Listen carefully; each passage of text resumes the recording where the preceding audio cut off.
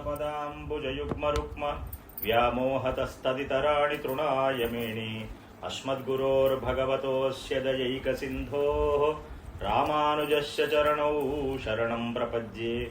मातापिता युवतयस्तनया विभूतिः सर्वं यदेव नियमेन मदन्वयानाम् आद्यस्य न कुलपतेर्वकुलाभिरामम् श्रीमत्तदङ्घ्रियुगलं प्रणमामि मूर्ध्ना। भूतं सरश्च महदाह्वय भट्टनाथ श्रीभक्तिसारकुलशेखरयोगिवाहान् भक्ताङ्घ्रिरेणुपरकालयतीन्द्रमिश्रान् श्रीमत्पराङ्कुशमुनिं प्रणतोऽस्मि नित्यं। शुक्लाम्बरधरं विष्णुं शशिवर्णं चतुर्भुजं प्रसन्नवदनं ध्यायेत् सर्वविघ्नोपशान्तये। यस्यद्विरदवक्राद्या पारिषज्या परश्शतं विघ्नं निघ्नन्तु सततं विश्वक्सेनं तमाश्रये। ज्ञानानन्दमयं देवं निर्मलस्फटिकाकृतिम् आधारं सर्वविद्यानां हयग्रीवमुपास्महे। अभङ्गुरकलादानास्तूललक्षत्वमीयुषे तुङ्गाय महसे तस्मै तुरङ्गाय मुखे नमः। आपदामपहत्तारं दातारं सर्वसम्पदां लोकाभिरामं श्रीरामं भूयो भूयो नमाम्यहम्। बुद्धिर्बलं यशोधैर्यं निर्भयत्वमरोगताः अजाढ्यं वाक्पटुत्वं च हनुमात् स्मरणान् भवेत्। लोकाचार्याय गुरवे कृष्णपादस्य सूनवे संसारभोगिसन्दष्ट जीवजीवातवे नमः।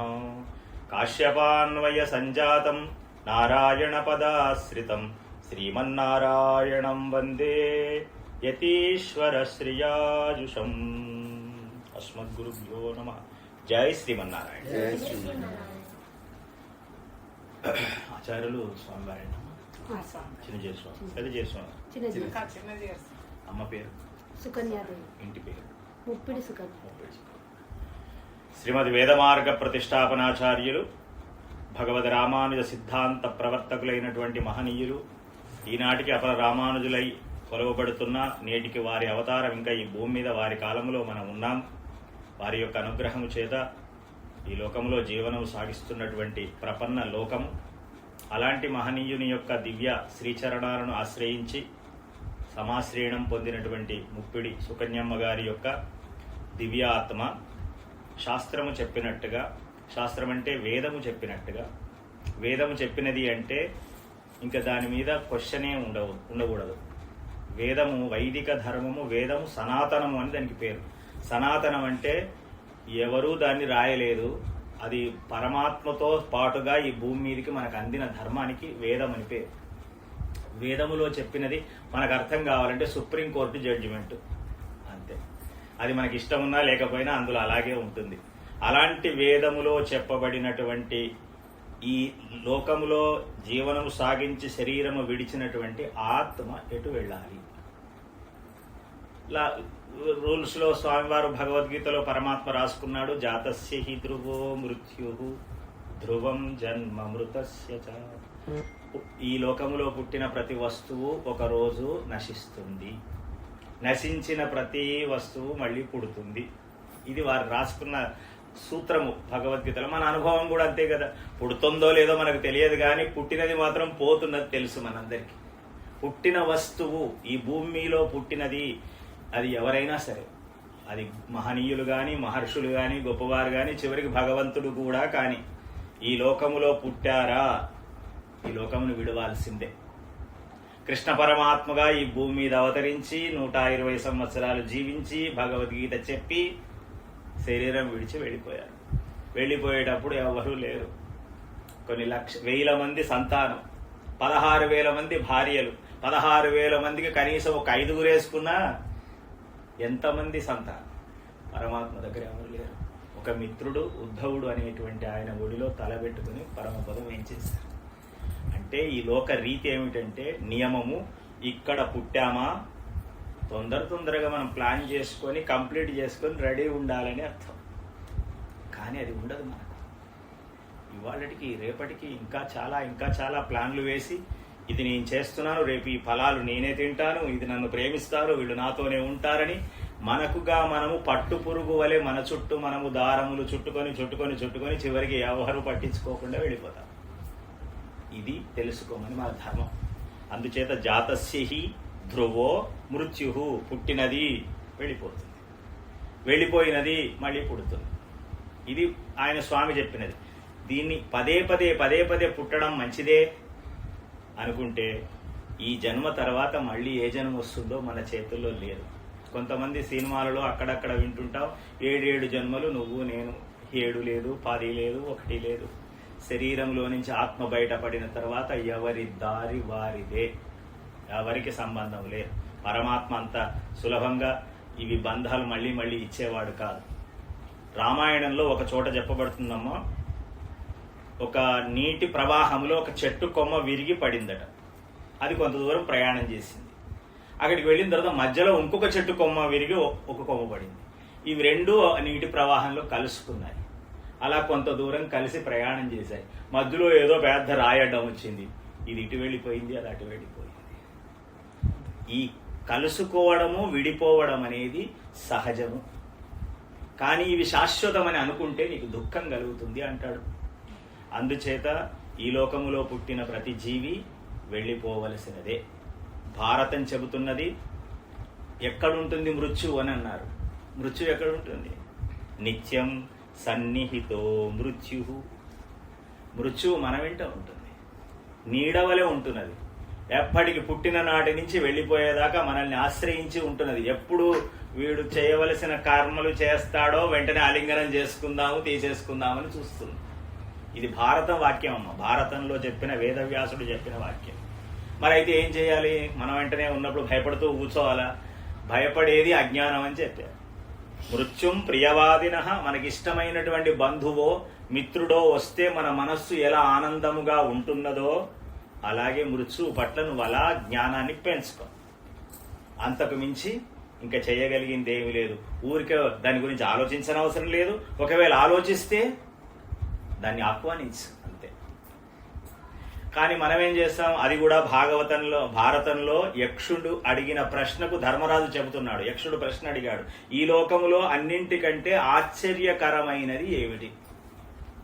ఈ లోకంలో ఏదైనా ఆశ్చర్యం అబ్బా అని అనిపించేది ఏమిటి అంటే, ధర్మరాజు చెప్పిన, మహాధర్మాత్ముడు ధర్మరాజు చెప్పిన మాట, తన ముందే తనకు గొప్ప గొప్ప వాళ్ళు వెళ్ళిపోతూ ఉంటే, అయ్యయ్యో పలాని వారు మంచివారండి, చదువుకున్నవాడండి, గొప్పవాడండి, ప్రేమాస్పదమైన వాడండి అని అంటాడే గాని ఇంత గొప్పవాడు వెళ్ళిపోతున్నాడు, రేపు నాగతి ఏమిటని ఎవడు విచారించడయా? ఇది ఆశ్చర్యం అంటాడు ధర్మరాజు.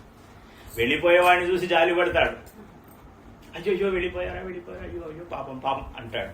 మరి అంత గొప్ప వాళ్ళే వెళ్ళిపోయారు, నాగతి ఏమిటి అని ఆలోచించరు. ఇది ఆశ్చర్యం. అటువంటి స్థితిలో ఉన్నాం. ఇలాంటి పరిస్థితులలో ఒక ఆత్మీయులో మనం పోగొట్టుకున్నప్పుడు మనం హృదయం శూన్యం అవుతుంది. ఏమిటో తెలియని, ఇంతవరకు బాగానే ఉండే అన్ని. అందున తల్లి అనేటువంటిది చాలా విలువైందమ్మా. తల్లి గురించి చెప్పాలంటే గంటలు చెప్పవచ్చు. నా ఏకాదశి నా అన్నోదక సమం దానం. ఈ లోకంలో దానం అనేది ఇస్తే మొట్టమొదలు అన్నము నీరు అత్యంత ముఖ్యమైన దానం. ఆకలేసిన వాడికి ఇంత అన్నం పెట్టుట, దాహం వేసిన వాడికి ఇంత మంచినీళ్ళు ఇచ్చుట. ఇక మిగతావి విద్య ఉద్యోగాలు ఇంకేమో చేస్తాము, అదంతా తర్వాత విషయం. మొదలు ప్రాణం నిలపడానికి కావలసినవి ఇవి. నా అన్నోదక సమం దానం, దాన్ని మించిన దానం లేదు. ఏకాదశి సమం తిథి. ఏకాదశి అనేటువంటి తిథికి సమానమైన తిథి లేదు. ఏకాదశి వ్రతముగా ఉండవాలి, పవిత్రమైనది. ఆ రోజు భగవంతునితో సంబంధం కలిగి ఉండే ఏకాదశి నెలకు 2 సార్లు వస్తుంది. వైష్ణవ సాంప్రదాయంలో ఏకాదశి తిథి తప్పనిసరిగా పాటించిన వాళ్లే ప్రపన్నులు అని నిర్ణయం. ఇంకా ఏ వ్రతాలు చెప్పలే, ఏకాదశి వ్రతమే.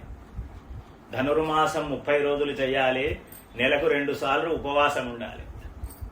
ఇక ఏ యజ్ఞయాగాదులు కూడా అవసరం లేదని చెప్పారు ప్రపన్నుడికి, వైష్ణవులకు. నా గాయత్ర్యా పరమో మంత్ర, గాయత్రీ మంత్రమును మించిన మంత్రము లేదు. నా మాతు పరదైవతం, తల్లిని మించిన దైవం లేదు. ఇవి 3 ఎంత గొప్పవో అంతకంటే గొప్పది తల్లి. ఇది వేదమే చెప్పినదమ్మా. ఇది ఎవరో కొన్ని స్తోత్రాలు రావచ్చు, కానీ వేదములో చెప్పినది ఫస్ట్ మాతృదేవో భవ. నువ్వు ఒకవేళ దైవాన్ని చూడాలి అనుకుంటే ఎక్కడో కొండలు తిరుపతులు అక్కడెక్కడ కాదయా, నీకు జన్మనిచ్చిన తల్లిని చూడు, అది దైవముగా భావించు. ఎందుకు? నీకు ఏ జ్ఞానం లేని కాలంలో అన్నీ తానై ఈ శరీరాన్ని పెంచి పోషించింది. జ్ఞానం ఉందా? ఇప్పుడు కొంచెం జ్ఞానం వచ్చిన తర్వాత తండ్రితో సంబంధం. నాన్నగారిని నేను ఎప్పుడు గుర్తిస్తాం? కొంచెం తెలివి వచ్చిన తర్వాత నాన్నగారురా నాన్నగారురా అని అమ్మ చెబితే ఆ నానా అని ఆయన మీద ఎక్కి తొక్కి ఆడి పాడి నాన్నగారితో బంధం. అంతకుముందు మనకి ఏం కావాలో తెలియని కాలంలో, మలమూత్రాదులు విసర్జించినా మనం ఏం చేసుకోలేని కాలంలో, మనకు ఆకలేస్తే ఆకలిని అడగలేని కాలంలో గర్భవాసాన పెట్టుకొని పోషించి ఈ లోకం మీదికి వచ్చిన తర్వాత ఎన్నో చేసినటువంటి కనుక తల్లి రుణము తీర్చలేము.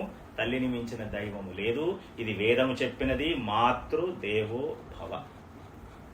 తర్వాత రెండవది, తల్లి ఎవరిని చూపెడితే వారిని పితృదేవో భవ. తల్లి చూపెట్టిన వాడే తండ్రి. నాకు నచ్చినవాడు తండ్రి అనడానికి లేదు మన దగ్గర. పలానా ఆయన కోటీశ్వరుడు, లేక బలవంతుడు, లేక అందమైన వాడు తండ్రి అని అంటే చెల్లుతుందా? తల్లి ఎవరిని చూపెడితే వారిని. రెండు. మూడవది తల్లి తండ్రి. తల్లి శరీరమునిచ్చి, తండ్రి మనకు హితము చెప్పి మనల్ని పోషించి కాపాడి ఒక జ్ఞానం ఇచ్చిన రూపాన్ని తీసుకొచ్చి దీనికి ఆత్మజ్ఞానం కలగాలి. ఈ లోకంలో భగవంతుడనే వాడు నడిపిస్తున్నాడు, ఇది నా వెనకాల కూడా ఆయనే ఉన్నాడనే జ్ఞానం కలిగినప్పుడు ఆచార్యుడి దగ్గరికి తీసుకువెళ్లాల్సినటువంటి అవసరం ఉంది. జ్ఞానం ఇచ్చేవాడు ఆచార్యుడు.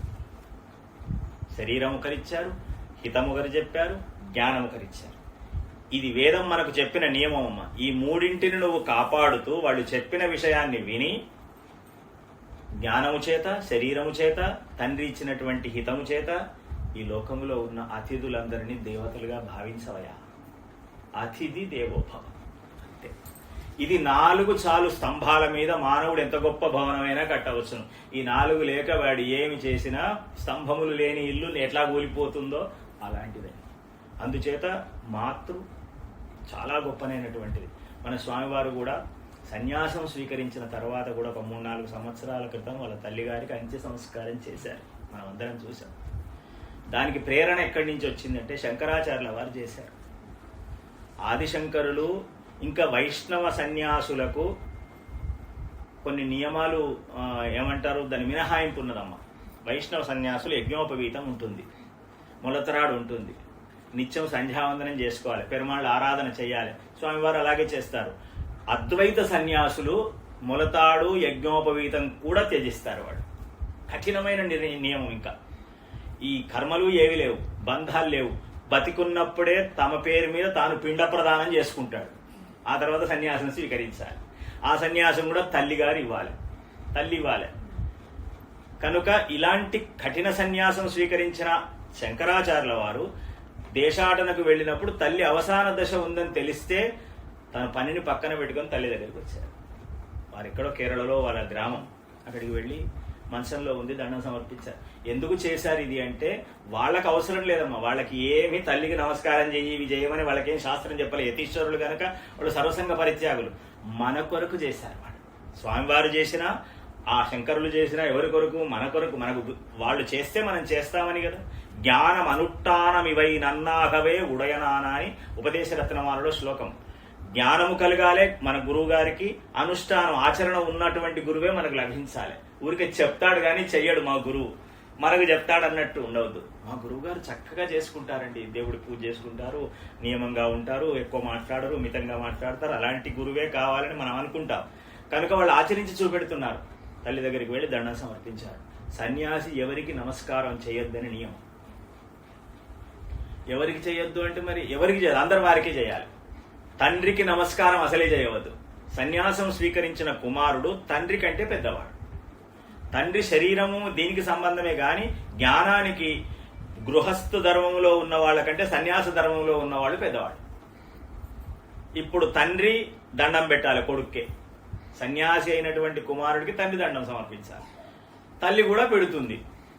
కానీ శంకరాచార్యులు చెప్పారు తల్లికి నమస్కారం చేయవచ్చునని నిర్ణయం చేశారు. సన్యాసి అయినా సరే, వాడు ఎంత గొప్పవాడైనా సరే వెళ్ళి ఆమె మనసం దగ్గర నమస్కారం చేసి దండం సమర్పించి, అమ్మ ఏమిటి సంగతి, ఏం కావాలి, ఏమనిపిస్తుంది అని అడగాలి. సంతానం ప్రాణం పోయేటప్పుడు పోయిన తర్వాత వారం రోజులకు ఫ్రీజర్లో పెట్టి మేము వస్తే వస్తాం, లేకుంటే లేదు.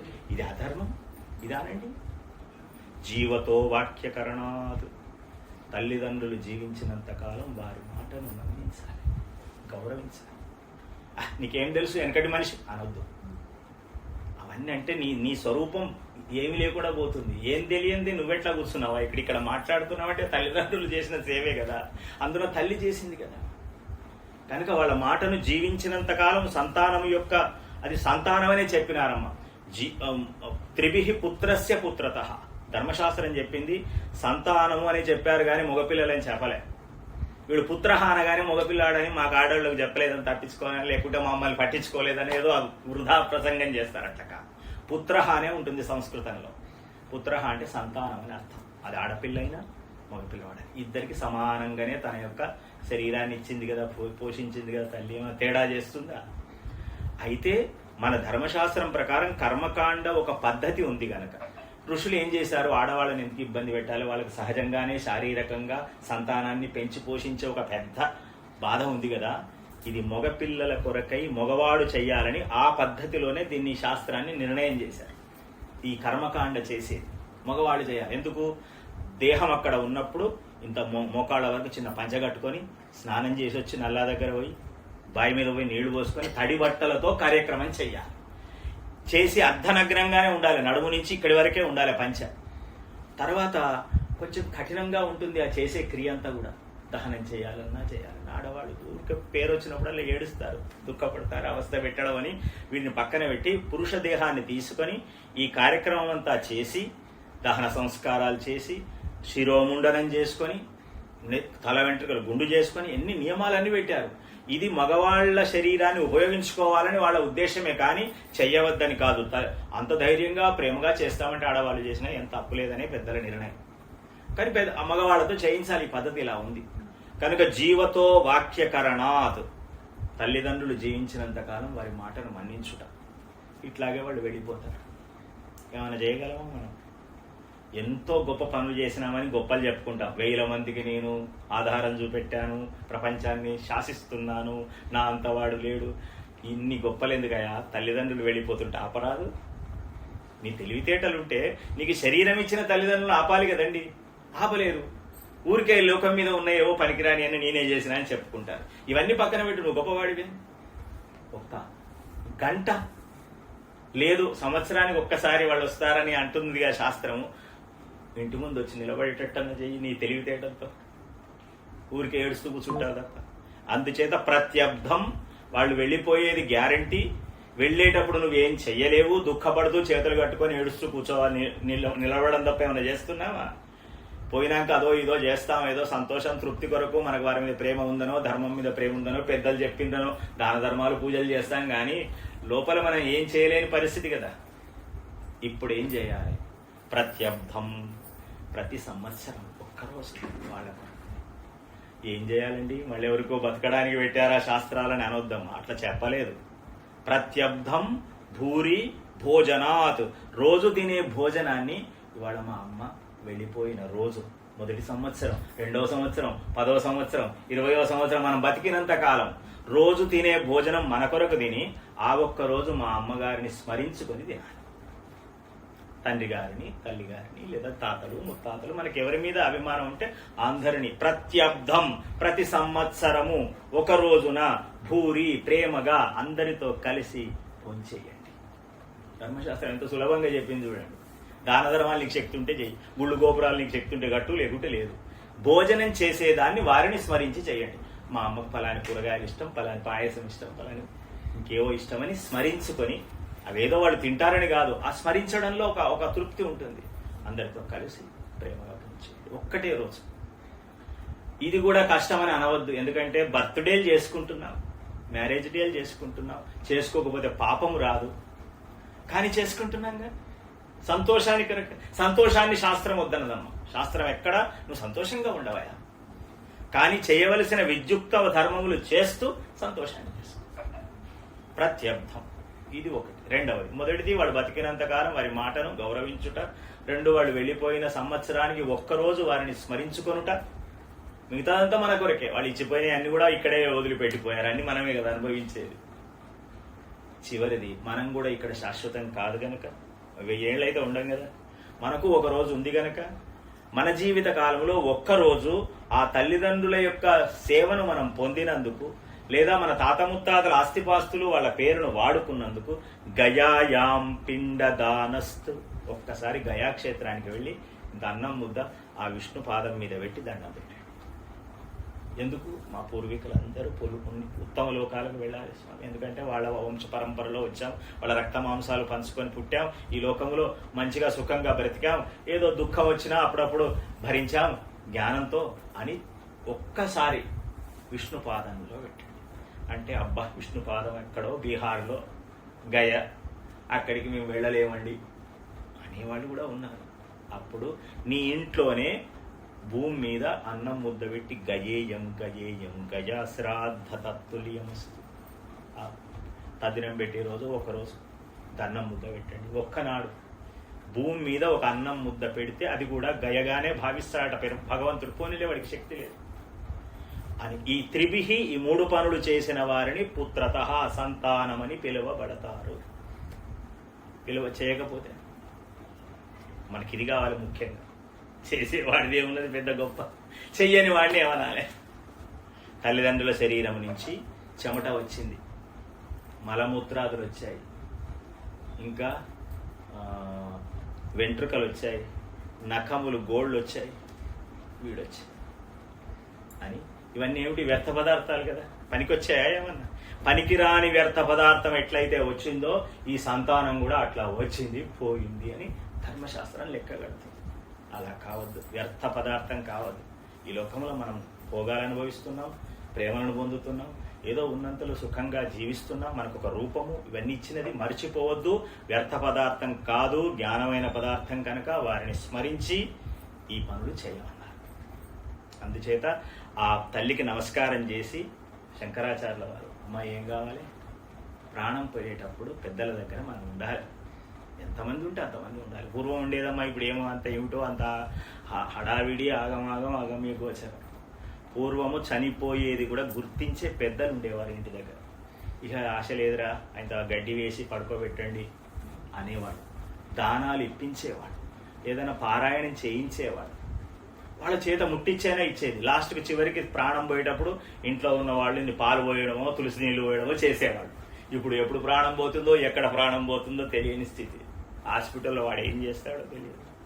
మన కర్మ అటువంటి స్థితికి వచ్చాం. అయినా సరే తల్లి దగ్గర కూర్చొని ఆ శంకరాచార్య వారు, అమ్మ ఏం కావాలి అని అడిగారు. మహనీయులు అంటే, నాయన నువ్వు గొప్పవాడివి కదా, నాకు భగవంతుని చూపెట్టమన్నదా. ప్రాణం పోయేటప్పుడు కొడుకు ఏ శక్తి ఉంటే అది అడుగుతుంటారు కదా పిల్లలు. అరే నువ్వు డబ్బు సంపాదించబడితే ఫలాంది కొనుక్కురారా లేకుంటే ఇదే అడుగుతారు. ఈయన మహనీయుడు అని తల్లే భిక్ష వేసి సన్యాసం ఇచ్చింది కదా. అందుచేత ఆమె మొదలే కోరింది, నువ్వు వచ్చి అంత్యక్రియలు చేసేటట్టయితే నీకు ఇస్తానని. అలాగే అమ్మ అని ఆ మాట మీద వచ్చారు. అడిగాడు భగవంతుని చూపెట్టమంటే సరే తల్లి మాట కంటే. ఆయన నిర్గుణ బ్రహ్మమ్మ, జ్ఞానమే పరబ్రహ్మం అని నమ్మిన అద్వైత సిద్ధాంతి. రూపములు లేవు ఆయన ఆచరణ లోపల. రూపము లేనటువంటి ఆయన తల్లి కొరకు ఇప్పుడు తల్లిని చూపెట్టమంటుంది, రూపాన్ని చూపెట్టమంటుంది. తల్లి కన్నా మించినది లేదని తన సిద్ధాంతాన్ని ఒక అడుగు కిందికి దిగి అక్కడే యోగపీఠం వేసుకొని పరమశివుని ప్రత్యక్షం చేశారు. చేస్తే ఇంక మంచంలోంచి చూసి గడగడ వణికిపోతున్నారు. నాయన ఇప్పుడు ఈ ప్రళయకాల రుద్రుణ్ణి నేనేం చూడాలి? ప్రాణం పోయేటప్పుడు గుండె దడదడగా ఉంది. మరి ఏం చేయమంటావు? ఈ వద్దు, మరేం కావాలి? కృష్ణంలో కయలోచన బాలకృష్ణుని చూపెట్టమని అడిగింది. శైవమే స్మార్థంలో అద్వైతంలో పరమశివ రూపమే లేదు. అయినా సరే తల్లి కొరకని చూపెడితే ఆమె ఏం చేసింది? ఈయన సిద్ధాంతాన్ని స్మార్థం నుంచి వైష్ణవం చేసేసింది తల్లి. ఇప్పుడు ఏం చేయాలి? లేదమ్మా నేను విష్ణువును ఆరాధించను స్మరించను అని అనాలి లెక్క ఆయన సిద్ధాంతం. కానీ తల్లి కన్నా నాకు ధర్మము తక్కువని మళ్ళీ వెంటనే తను ఉపాసన చేసి కృష్ణుని దర్శనం చేస్తే చక్కగా బాలకృష్ణుని దర్శనం చూస్తూ కృష్ణ కృష్ణ కృష్ణ కృష్ణ కృష్ణ అంటూ ప్రాణం. ఇది ఎందుకు చేశారు ఇది అంటే కుమారులు చెయ్యాలి, సంతానం చెయ్యాలి. ఆ విధంగా ప్రాణం పోయిన తర్వాత కూడా ఆయనకి ఇంకా ఇవన్నీ కర్మకాండ చేసి 12 రోజుల కార్యక్రమాలు చేసి తన యజ్ఞోపవీతం త్రిదండం అంతా వేసుకొని దండవాన్ని పక్కన పెట్టేసి ఈ కర్మకాండ అంతా 12 రోజుల కార్యక్రమం చేసి ఒక కుమారునిలా మళ్ళీ సన్యాసం స్వీకరించి వెళ్ళిపోతూ ఆయనకు తృప్తి కాక తల్లి గురించి కొన్ని శ్లోకాలు రాసుకున్నారు. మాతృ పంచకం. అద్భుతమైనది. మన కొరకే రాశారు, ఆయనకి ఏం అవసరం లేదు. ముక్తామణిస్త్వం నయనం మమేతి, ఆయన హృదయంలో చెప్పుకుంటాడు, అమ్మా నువ్వు ముత్యమురా, కంటి పాపవురా, నా ప్రాణమురా అని ముద్దాడినావు కదా. ముద్దాడిన నీ పెదాల మీద నువ్వు వెళ్ళిపోయేటప్పుడు ఎండిపోయిన బియ్యం వేసి పంపిస్తున్నావు, నువ్వు మన్నించమంటాడు తల్లి పట్ల. ఇది అందరి తల్లి చేసింది కదమ్మా. ఈ శరీరాన్ని, మన శరీరాన్ని తల్లి ముద్దాడకుండానే ఇది పెరిగిందా. ముక్తామణిస్త్వం, నా ముత్యమురా, నా కనుపాపవురా, నా ప్రాణమురా అని ముద్దాడిన నీ పెదాల మీద నువ్వు వెళుతుంటే నేనేం చేయగలిగినానో ఇన్ని బియ్యం వేసి చుట్టు దిగుమంటారు కదా మనకు వెళ్ళిపోయేటప్పుడు. ఇన్ని బియ్యం వేసి పంపిస్తున్నా, నేను అశక్తుడా, నన్ను మన్నించు. నా గర్భభారభరణం, 1 సంవత్సర కాలం నన్ను నీ గర్భములో పెట్టుకొని శరీరం శుష్కించిన పథ్యములు చేసి, ఇప్పట్లెక్కనా వెనకటెట్లా ఎన్నుండేది, ఇది తినవద్దు అది తినవద్దు, ఎన్ని పంచాయతీలు. తినవలసినవి తిని, ఇష్టం లేకపోయినా తినాలి, వాడు లోపల ఉన్న శిశువుకు మంచిగా ఉండాలని ఇన్ని కష్టములు భరించి, నన్ను ప్రసవ వేదన అనుభవించి ఈ లోకానికి తీసుకొచ్చి 1 సంవత్సర కాలము మంచం మీద నేను మలమూత్రాదులు విసర్జిస్తుంటే భరించి నన్ను పెద్ద చేసిన నీ యొక్క గొప్పతనానికి నేనేం చేయగలను? 2 చేతులు జోడించడం తప్ప. ఎవరన్నారు ఇది? శంకరాచార్య. అంత మహనీయుడు అన్నాడంటే మనం ఎంతమ్మా, మరికి ఏం చేయగలం? ఊరికేది ఏడవడం తప్ప. అటువంటి తల్లి యొక్క మాతృదేవత గురించి మనం మాట్లాడుకుంటున్న సందర్భంలో మన సాంప్రదాయం ఇంకా చాలా గొప్పగా చెప్పింది. ఎక్కడ కూడా శ్రీ వైష్ణవుడు ఆచార్య సంబంధము కలిగినటువంటి వారి దివ్యాత్మ, ఇది వింటే మన మనసు తేలికబడుతుందని, మనకు ఇదే సత్యంగా జరుగుతున్నది, కేవలం వినడమే కాదు. ఆచార్య శ్రీచరణ సంబంధము కలిగిన దివ్యాత్మ ఇక్కడి నుంచి బయలుదేరితే పెరుమాళ్లే స్వయంగా వచ్చి తీసుకుని వెళ్తాడు. ఇది ఎవ్వరికి సంబంధం లేనిది. ఈ గృహానికి అశౌచం ఉందని మన వాళ్ళు అంటారు, కానీ ముట్టుడు అనేది లోకం కొరకు పాటించడమే తప్ప, నారాయణుడే వచ్చి ఇక్కడ కూర్చొని ఉంటే ఈ ఇంటికి అశౌచం ఎందుకు ఉంటుంది? పవిత్రాణం పవిత్రం యో మంగళానాంచ మంగళం. నారాయణుడు అంటే పవిత్రమైన వస్తువు ఏదైనా ఈ లోకంలో ఉంది అంటే దానికి పవిత్రతను ఇచ్చినవాడు. గంగ పవిత్రము అని అంటున్నాము. గంగకు పవిత్రత ఎట్లా వచ్చింది? నారాయణ పాదము నుంచి వచ్చింది కనుక పవిత్రత అయింది. నారాయణ పాద సంబంధం. విష్ణు పాదోద్భవీం గంగాం, భగవంతుని పాదము నుంచి స్పర్శతో వచ్చింది కనుక గంగ పవిత్రమైంది. అట్లాగే మనకు దీనికి ఉదాహరణ అట్లా ఉంటుందా అంటే మీకు ఒక ఉదాహరణ చెప్తాను. గుళ్ళోకి వెళితే పంతులు గారు మనకు బాగా పరిచయం ఉన్నాయని పేరువాళ్ల పాదాల నుంచి ఒక పువ్వు తెచ్చి ఇచ్చే. ఇప్పుడు మనం ఏం చేస్తాం? కళ్ళకు అద్దుకొని అబ్బా ఎంత సంతోషం, అది తల్లో పెట్టుకొని ఆ పువ్వులు దొరికాయా, మన దగ్గర లేవా, కిలోలు ఉన్నాయి, ఆ పువ్వు ఇచ్చారా అంటే పెరుమాళ్ల పాద సంబంధం. అవునా కదా? అంత గొప్పనటువంటి నారాయణుడు ఈ గృహంలో ఇవాళ ఈ మన ప్రవచన ప్రారంభంలో మనం అంతా కూర్చున్నాం కనుక ఆయన ఇక్కడే వచ్చి కూర్చున్నాడు. నారాయణుడు వచ్చి కూర్చున్నాడంటే మామూలు విషయం కాదు. ఏ లోకానికైనా పాదము మోపని వాడు, మీరు పురాణాలన్నీ తిరగండి, నారాయణుడు ఏ లోకానికైనా వెళ్ళాడా? శ్రీమన్నారాయణుడు వైకుంఠం నుంచి ఏ లోకానికైనా వెళ్ళాడా అంటే మనం చెప్పేది ఏమిటంటే ఈ లోకానికి వచ్చాడు. ఆయన కర్మనో మన అదృష్టమో ఆయన దురదృష్టమో ఇక్కడికి వచ్చాడు. ఎందుకు? రాముడై వచ్చాడు, కృష్ణుడై వచ్చాడు, దివ్య క్షేత్రాలలో దివ్య దేశాలలో విగ్రహ రూపంగా వచ్చాడు, మన ఇంట్లో విగ్రహంగా వచ్చాడు, మన అంతరాత్మలో ఉన్నాడు, ఆచార్య రూపంలో వచ్చారు. ఇన్ని వచ్చినా కూడా మనం గుర్తించలేని స్థితిలో మనం ఉన్నాం. ఇతర లోకాలకు భగవానుడు వెళ్ళలేదు, ఇక్కడ మాత్రమే ఉన్నాడు. ఎత్ర గాయంతి నారద తత్ర తిష్టంతి. ఎక్కడ ప్రపన్నమైన ఆత్మ ఉంటున్నదో అక్కడ ఒక ముగ్గురున్నా చాలన్నాడు. ముగ్గురుంటే చాలు. మన సాంప్రదాయం గురించి చెప్పారు, మొదలాళ్వారులని ముగ్గురు, పోయగై పూదత్త పేయాళ్వారులని ముగ్గురు. పెరుమాళ్ల దగ్గర నుంచి వైకుంఠం నుంచి ఈ స్వామివారి ఇక్కడి నుంచి కృష్ణావతారమైనాక వెళ్ళారు. అక్కడికి వెళ్ళి పడుకున్నాడు. ఇక నేను భగవద్గీత చెప్పేశాను, రాముడిగా నడిచి చూపెట్టాను, మా వాళ్ళు బాగా అర్థం చేసుకుంటారు, తమ పనులు తాము పరిపూర్ణం చేసుకొని నా దగ్గరికే వస్తారు, ఇక నేను బిజీ అయిపోతానని అనుకున్నాడు ఆయన. మనం వింటామా? ఆయన అమాయకుడు, భగవంతుడు అమాయకుడు, మనం చాలా తెలివి కలవాణం. రామాయణం అంటే మాకు పట్టనే పట్టదు, భగవద్గీత అసలే ముట్టం. ఈ ఆయన 2 ప్రయత్నాలు చేశాడు. రాముడై సీతగా, లక్ష్మి సీతగా, నారాయణుడు రాముడుగా అవతరించి నడిచి చూపెట్టినటువంటిది రామాయణం. కృష్ణావతారం నేను భగవంతుణ్ణి చెప్పి ఉపదేశం చేశాడు. ఇలా బ్రతకయ్యా, భగవద్గీతలో ఉన్న విధంగా నడుచుకో. దుఃఖేషు అనుద్విగ్నమనాహ, ఎక్కడా దుఃఖం ఇస్తానని దుఃఖం ఇవ్వనని చెప్పలేదమ్మా పరమాత్మ. మన ఊరికే దుఃఖమే ఆయన ఇచ్చినాడని మన వాళ్ళు అంటారు. ఎక్కడా నేను దుఃఖం ఇవ్వను అని ఆయన క్లారిటీగానే ఉన్నాడు. మనకే లేనిపోని అన్ని భ్రమలు. దుఃఖము ఇస్తాను, దుఃఖం వస్తుంది, నువ్వు ఎలా ఉండాలో చెప్పాడు ఆయన. దుఃఖేషు అనుద్విగ్నమన, దుఃఖము ఇస్తాను, ఎదుర్కో, భరించు, సహించు. దాన్ని ఎదుర్కొంటే నీ మీద నాకు ప్రేమ కలుగుతుంది. నేను దాన్ని వదిలేసా. మనం ఏం చేస్తాం, ఒకటి దుఃఖమేమో భరించాలటమ్మ, మనదే తప్పు. దుఃఖానికి కారణం మనం అనాలి. సుఖం కూడా వస్తుంది. సుఖం వస్తే ఏమనాలి, మా పెద్దల యొక్క అనుగ్రహం వల్ల సుఖం వచ్చింది, మా ఆచార్య అనుగ్రహం, మా తల్లిదండ్రుల అనుగ్రహం, మా పెద్దల అనుగ్రహం, మా బంధువులు మిత్రుల అనుగ్రహం వల్ల వచ్చింది అని అనాలి. కానీ దీనికి పూర్తి రివర్స్ మనది. సుఖం వస్తేనేమో నేనే తెల్లవాళ్ళు కష్టపడ్డాను, బాగా గోల్డ్ మెడల్ సాధించాను, నాకెవరేం సహాయం చేయలేదు, నేనే చెప్పుకుంటా. పోనీ చెప్పుకున్నాడు. సుఖం వచ్చినప్పుడు చెప్పుకున్నాడు. దుఃఖం వచ్చినప్పుడు ఏం చేయాలి, నాదే రావాలనే దుఃఖం అన్నాడు.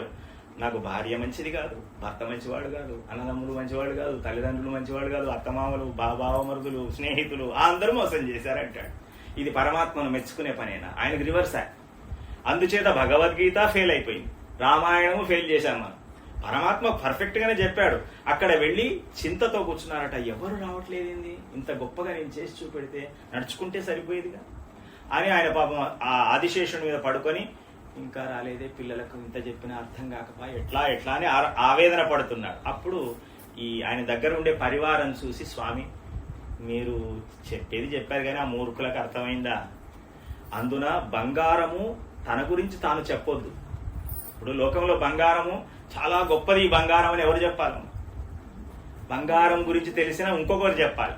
బంగారమే నోరు తెరిచి నేను చాలా గొప్పదాన్ని అండి, నేను చాలా విలువైన దాన్ని నా దగ్గర అంటే విలువ చేయం మనం. ఎవరి గురించి వాళ్ళు గొప్పలు చెప్తే నడుస్తుందా? ఒప్పుకుంటాం. అది పరమాత్మ పాపం చెప్పుకున్నాడు. మన్మనాభవ మద్భక్తో మాముపాస్య మాం నమస్కురు, నేనేరా నేను తప్ప మీకు ఎవరు దిక్కులేరురా అని చెప్తే అది విలువ లేకుండా అయిపోయింది. ఎవరైనా వేరే వాళ్ళు చెప్తే ఈ ఫలాని వారు మహానుభావుడు అండి అని అన్నారనుకోండి, అయ్యో మేము కూడా కొంచెం మాకు కూడా పరిచయం చేయమంటాం మనం. తనంతలో తాను చెప్పుకుంటే ఆయన గొప్పతనం ఉంటే ఆయనకే ఉండేది, మాకేం సంబంధం అంటాం. మన బుద్ధి అలాంటిది. ఈ అక్కడ ఉండే పరివారం అన్నారు, స్వామి నువ్వు వాళ్ళకు అన్నీ చెప్పావు, వాళ్ళ కొరకే చెప్పావు, కానీ వాళ్ళకి అర్థం ఏమైంది, ఆయనే తన గురించి తాను గొప్ప చెప్పుకుంటూ మాకెందుకు అన్నట్టుగా. మరి ఏం చేయమంటారు చెప్పండి. మేము వెళ్ళి మీ గురించి అందరికీ చెప్పి వస్తాం, మాకు ఆ భూమి మీద పుట్టించండి అని కోరుకున్నారు. వాళ్ళను ఆళ్వారులు అని పేరు. 12 మంది ఆళ్వారులలో 3 వచ్చారు. అయోనిజులుగా పుట్టారు వాళ్ళు. ఒక ఆయన తామర పుష్పంలో మైలాపూర్ అని, ఈనాడు తమిళనాడులోని తిరువళిక్కేని అని పెరుమాళ్ళు ఉంటాడు. పార్థసారథి పెరుమాళ్ళు అక్కడ కోవెలలో ఆ కొలంలో పుట్టారు. ఒక ఆయన మహాబలిపురంలో పుట్టారు, ఒక ఆయన కంచిలో పుట్టారు. అయోనిజులుగా పుట్టారు. పుట్టిన వెంటనే వాళ్ళు పెద్దవాళ్ళు అయిపోయారు. ఇక భగవంతుని విషయాన్ని చెబుదాం అందరికీ, పరమాత్మ గొప్పవాడు అని చెబుదాం, తొందరగా వింటారు వీళ్ళు అని బయలుదేరితే మనల్ని చూసి వాళ్ళకు భయం వేసిందట. వీళ్ళకి మనమేం చెప్తాం, కొట్టేటట్టే ఉన్నారు దేవుడి విషయం చెప్తే. అంత దుర్మార్గమైన స్థితిలో ఉన్నాం మనం. పరమాత్మ లేడు. ఇప్పటికి కూడా ఉన్నారు అలాంటి వాళ్ళే మహానుభావులు. మనకు మేధావులని కీర్తించబడతారు. దేవుడు లేడని చెప్పిన వాడు మేధావి. ఈనాటికి మన కర్మ అట్లా వాళ్ళకు దండలేసి దండం పెట్టాల్సి వస్తుంది. దైవం అంటే ఏమిటో, వాడి లెక్క ఏమిటో అని పత్రం ఇంత గ్రంథాలు రాస్తారు. దైవం అంటే ఏమిటి అని మన లెక్కలో మన పెద్దలు చెప్పిన దాన్ని, కంటికి కనిపించని దాన్ని చెప్పేదాన్ని శాస్త్రం అంటారు. కంటికి కనిపించేదాన్ని చూసి ఎవరైనా నమ్ముతారు. ఈ దైవం కంటికి కనిపించాడు కదా, ఎందుకు నమ్మవయా దేవుణ్ణి, నువ్వు ఉన్నాడని ఎందుకు నమ్మవు అని అన్నారనుకోండి, వాడు ఏమంటాడో తెలిసిన, కంటికి కనిపించడు కనుక దేవుణ్ణి నమ్మని అంటాడు. అవునా కదా? మనకు కూడా అట్లనే అనిపిస్తుంది అప్పుడప్పుడు. దేవుడు కానీ ఉన్నాడో లేడో అప్పుడప్పుడు సందేహం మనకు కూడా. ఇప్పుడు కంటికి కనిపించకపోతే నమ్మను అన్నప్పుడు కంటికి కనిపించేది ఏది నమ్మొద్దు కదా, ఏది కూడా నమ్మొద్దు కదా. కానీ మనం నమ్ముతాం చాలా. మనయేవ మనుష్యాణం కారణం బంధమోక్షయో. మనస్సు ఉందా లేదమ్మా మనకు? ఎవరైనా చూసారా? ఇవాళ మనసు సంతోషంగా ఉంది, ఇవాళ మనసు దుఃఖంగా ఉంది. ఒకరిని చూస్తే దగ్గరికి వెళ్ళి పలకరించబుద్ధి అవుతుంది, ఒకడైతే వాడు వస్తున్నాడంటే ఇటు నుంచి తప్పించుకోబుద్ధి అవుతుంది. ఎవరు చేస్తున్నారు ఇవన్నీ? మనస్సే కదా. మనస్సే మనకు బంధమా, విడిచిపెట్టడమా, దుఃఖమా, సుఖమా అని నడిపిస్తున్నది మనల్ని. కానీ ఒక్కనాడు చూడలేదు. చూడని మనస్సును ఉందని మనం ఎందుకు అనాలి? నీకు మనసే లేదనంటే కోపం వచ్చే మనకు. అమ్మ ఇంత చేస్తే కూడా వాడు నన్ను మనసే లేదన్నాడు అని బాధపడుతున్నాం కదా. మరి లేదన్న దాన్ని లేదంటే ఎందుకు బాధ కలుగుతున్నది? లేదని ఎందుకు అంటున్నావు? కంటికి కనిపించకపోతే కదా నువ్వు అంటున్నది. కంటికి కనిపించకపోతే దైవానికి ఒక్కనికేనా నువ్వు ఆపాదించేది? నీవు దీనికి కూడా ఒప్పుకోవాలి కదా. మనస్సు మొదటిదమ్మా. ఒక్కటి చెప్పి విడిచిపెట్టొద్దు అన్నారు మన పెద్దవాడు, 3 చెప్పాలన్నారు ప్రమాణాలు. రెండవది బుద్ధి ఉందా లేదమ్మా మనకు? లేదంటే ఊరుకుంటామా ఎవరైనా? నీకు బుద్ధి లేదంటే వాటితో గొడవ పడుతుంది. తిట్టినట్టు బుద్ధి లేదంటే తిట్టినంత కోపం. మరి బుద్ధి అనేది ఎక్కడ ఉన్నది? ఆవగింజంత ఉందా, వెలుగపండంత ఉందా, తలలో ఉన్నదా? కొంతమంది అంటారు వీరికి మోకాల్లో ఉందిరా మెదడు అంటారు. పోనీ అదైనా మోకాళ్ళలోనే చూపెట్టగలడా? ఊరికి అనడమే. బుద్ధి దాని పని ఏమిటంటే త్యాజ్యోపాధేయ విభాగ జ్ఞానము. శాస్త్రంతో సమన్వయం చేసి చెప్తున్నాను. మనస్సేమో మనయేవ మనుష్యాణం కారణం బంధమోక్షయో. మన మనస్సు ఏం చేస్తుందంటే మనుషులను కలుపుతుంది, విడగొడుతుంది. దాని పని అది. ఇది మొదటిది. రెండవది బుద్ధి త్యాజ్యోపాధేయ విభాగ జ్ఞానం. ఏది పట్టుకోవాలి, ఏది విడిచిపెట్టాలి అని చెబుతుంది బుద్ధి. గుడికి వెళితే ఎలా వెళ్ళాలి, ఏదో డ్యూటీకి వెళితే ఎలా వెళ్ళాలి, పెద్దలతో ఎలా మాట్లాడాలి, పిల్లలతో ఎలా మాట్లాడాలి, ఎలా కూర్చోవాలి, ఎలా కూర్చోకూడదు, ఏం మాట్లాడాలి, ఏం మాట్లాడకూడదు, ఇవన్నీ కదా బుద్ధి ఉంటేనే కదా. బుద్ధి ఉంటేనే కదా ఇవన్నీ మాట్లాడుతున్నాం. బుద్ధి లేకపోతే ఎలా ఉంటుందో తెలుసునా అంటే పెంట మీద చెత్త ఏరుకునే పిచ్చివాళ్ళ వలె ఉంటాం. బుద్ధి అనేది మనకు సక్రమంగా లేకపోతే ఆ పిచ్చివాడికి వానికి బుద్ధి భ్రమించిపోయింది గనక ఆ చెత్త ఏరుకుంటాడు, ఏమో చేస్తాడు, బట్టలు ఉన్నాయో తెలియదు, ఏ పరిస్థితిలో ఉన్నాడో వానికి తెలియని స్థితి ఉంటుంది. మనకు అలా లేదు కదా. అంటే బుద్ధి ఉంది కానీ చూడం. మూడవది అన్నిటికంటే ముఖ్యమైనది ప్రాణము ఉందా లేదా? ఉంటేనే ఇక్కడ, లేకుంటా బయట. ప్రాణము ఉంది, మనము చూడలేదు. పోయి మనం చూడకపోతే మామూలు వాళ్ళం డాక్టర్లైనా చూసి ఉండాలి కదా. ఎర్రగా ఉందా, తెల్లగా ఉందా, రౌండ్గా ఉందా, స్క్వేర్గా ఉందా, ఒళ్ళంతా ఉందా, అక్కడక్కడ ఉందా, ఏదో చెప్పాలి కదా. ఉన్నదండి, ప్రయత్నం చేస్తున్నామండి. పోయిన తర్వాత అయ్యో మేము చేయవలసిన ప్రయత్నం చేసామండి, పోయిందండి అంటారు. ఈ ఉన్నదేమిటో పోయిందేమిటో వాళ్ళకు కూడా తెలియదు. కంటికి కనిపించదు. కానీ ఉంటే ఈ శరీరం ఒక రకంగా ఉంటుంది, పోతే అచేతనం అవుతుంది. రాజుగారి దగ్గరికి ఎదురుగా వెళ్ళడానికి భయపడేటువంటి ప్రజలు రాజుగారు పరమపదిస్తే చీమలకు గరుస్తున్నా కూడా ఏం చేయలేకపోయా. మరి ఇటువా ఆ ప్రాణం అనేటువంటి ఉంది, పోయింది. ఉంది, పోయింది అంటున్నాగా. ఇప్పుడు మనస్సు, బుద్ధి, ప్రాణం మనలో ఉందా లేదా? ఉంది కదా. ఎవరం చూడలేదు కదా. నమ్ముదామా వద్దా? మరి ఇవి అంటే అవి చేసే పనులున్నాయండి. మనస్సు ఆనందంగా అనిపిస్తుంది, లేకపోతే దుఃఖంగా అనిపిస్తుంది. అవి చేసే పనులు కనబడుతున్నాయి కదా, వస్తువు కనబడలేదు. బుద్ధి కూడా అంతే, ప్రాణం కూడా అంతే. ప్రాణం ఉంటే ఒక రకంగా ఉంటుంది, పోతే ఒక రకంగా తెలుస్తుంది కదండి. అంటే మరి భగవంతుణ్ణి ఎట్లా నమ్మాలి? ఆయన ఏం చేస్తున్నాడు? సూర్యోదయం, సూర్యాస్తమయం, రాత్రి, పగలు. మనం తల్లి ఒడిలో ఇంత ఉన్నామా, పెరిగామా, పెద్దగయ్యామా? మనం ఏమైనా అనుకొని రోజు 1 మిల్లీమీటర్ పెరగాలని మనం ఏమైనా అనుకున్నామండి? నేను ఇవాళ శనివారము 1 మిల్లీమీటర్ పెరగాలి, ఆదివారం 2 మిల్లీమీటర్లు పెరగాలని పెరుగుతున్నాము. మనం మంచిగా కమ్మగా తింటున్నాం, పంటున్నాం, అంతే. దానంతలదే పెరుగుతుందండి. వయస్సును లెక్క పెట్టుకుంటున్నాము, కానీ అది ఎలా పెరుగుతుంది, ఎట్లా పెరుగుతుంది ఎవరికి తెలియదు. మరి ఎవరు చేస్తున్నారు ఇది? ఎవరో ఒకరు చేయకుండా జరుగుతుందా? అవెట్లాగో పనులు జరిగినా, వస్తువు కనబడకపోయినా వాటిని నువ్వు ఒప్పుకున్నావో, పోని ఇవన్నీ పనులన్నీ అమెరికా వాడో రష్యా వాడో చేస్తానని చెప్పారండి ఇప్పటి వరకు ఎవరైనా? ఈ భూమి మీద పుట్టిన వాడు ఎవడని చెప్పాడా? ఇవి మేమే చేస్తున్నాం, మనుషులను మేమే పుట్టిస్తున్నాం. జనన మరణములు అన్నిటికంటే ముఖ్యమైనవి. జననము ఈ తల్లిదండ్రులకే ఎందుకు పుట్టామో మనకు తెలియదు, ఆ తల్లిదండ్రులకు కూడా తెలియదు. కొంతమంది అంటారు మా తల్లిదండ్రుల వల్ల మాకు జన్మ వచ్చింది, భగవంతుడు ఏం చేశాడు అంటాడు. వస్తుందా అట్లా? తల్లిదండ్రులే తలుచుకొని చేస్తే శాస్త్రము చెప్పిన మాటమ్మ, అందరూ తల్లిదండ్రులను ప్రేమించే పిల్లలే పుట్టాలి కదా.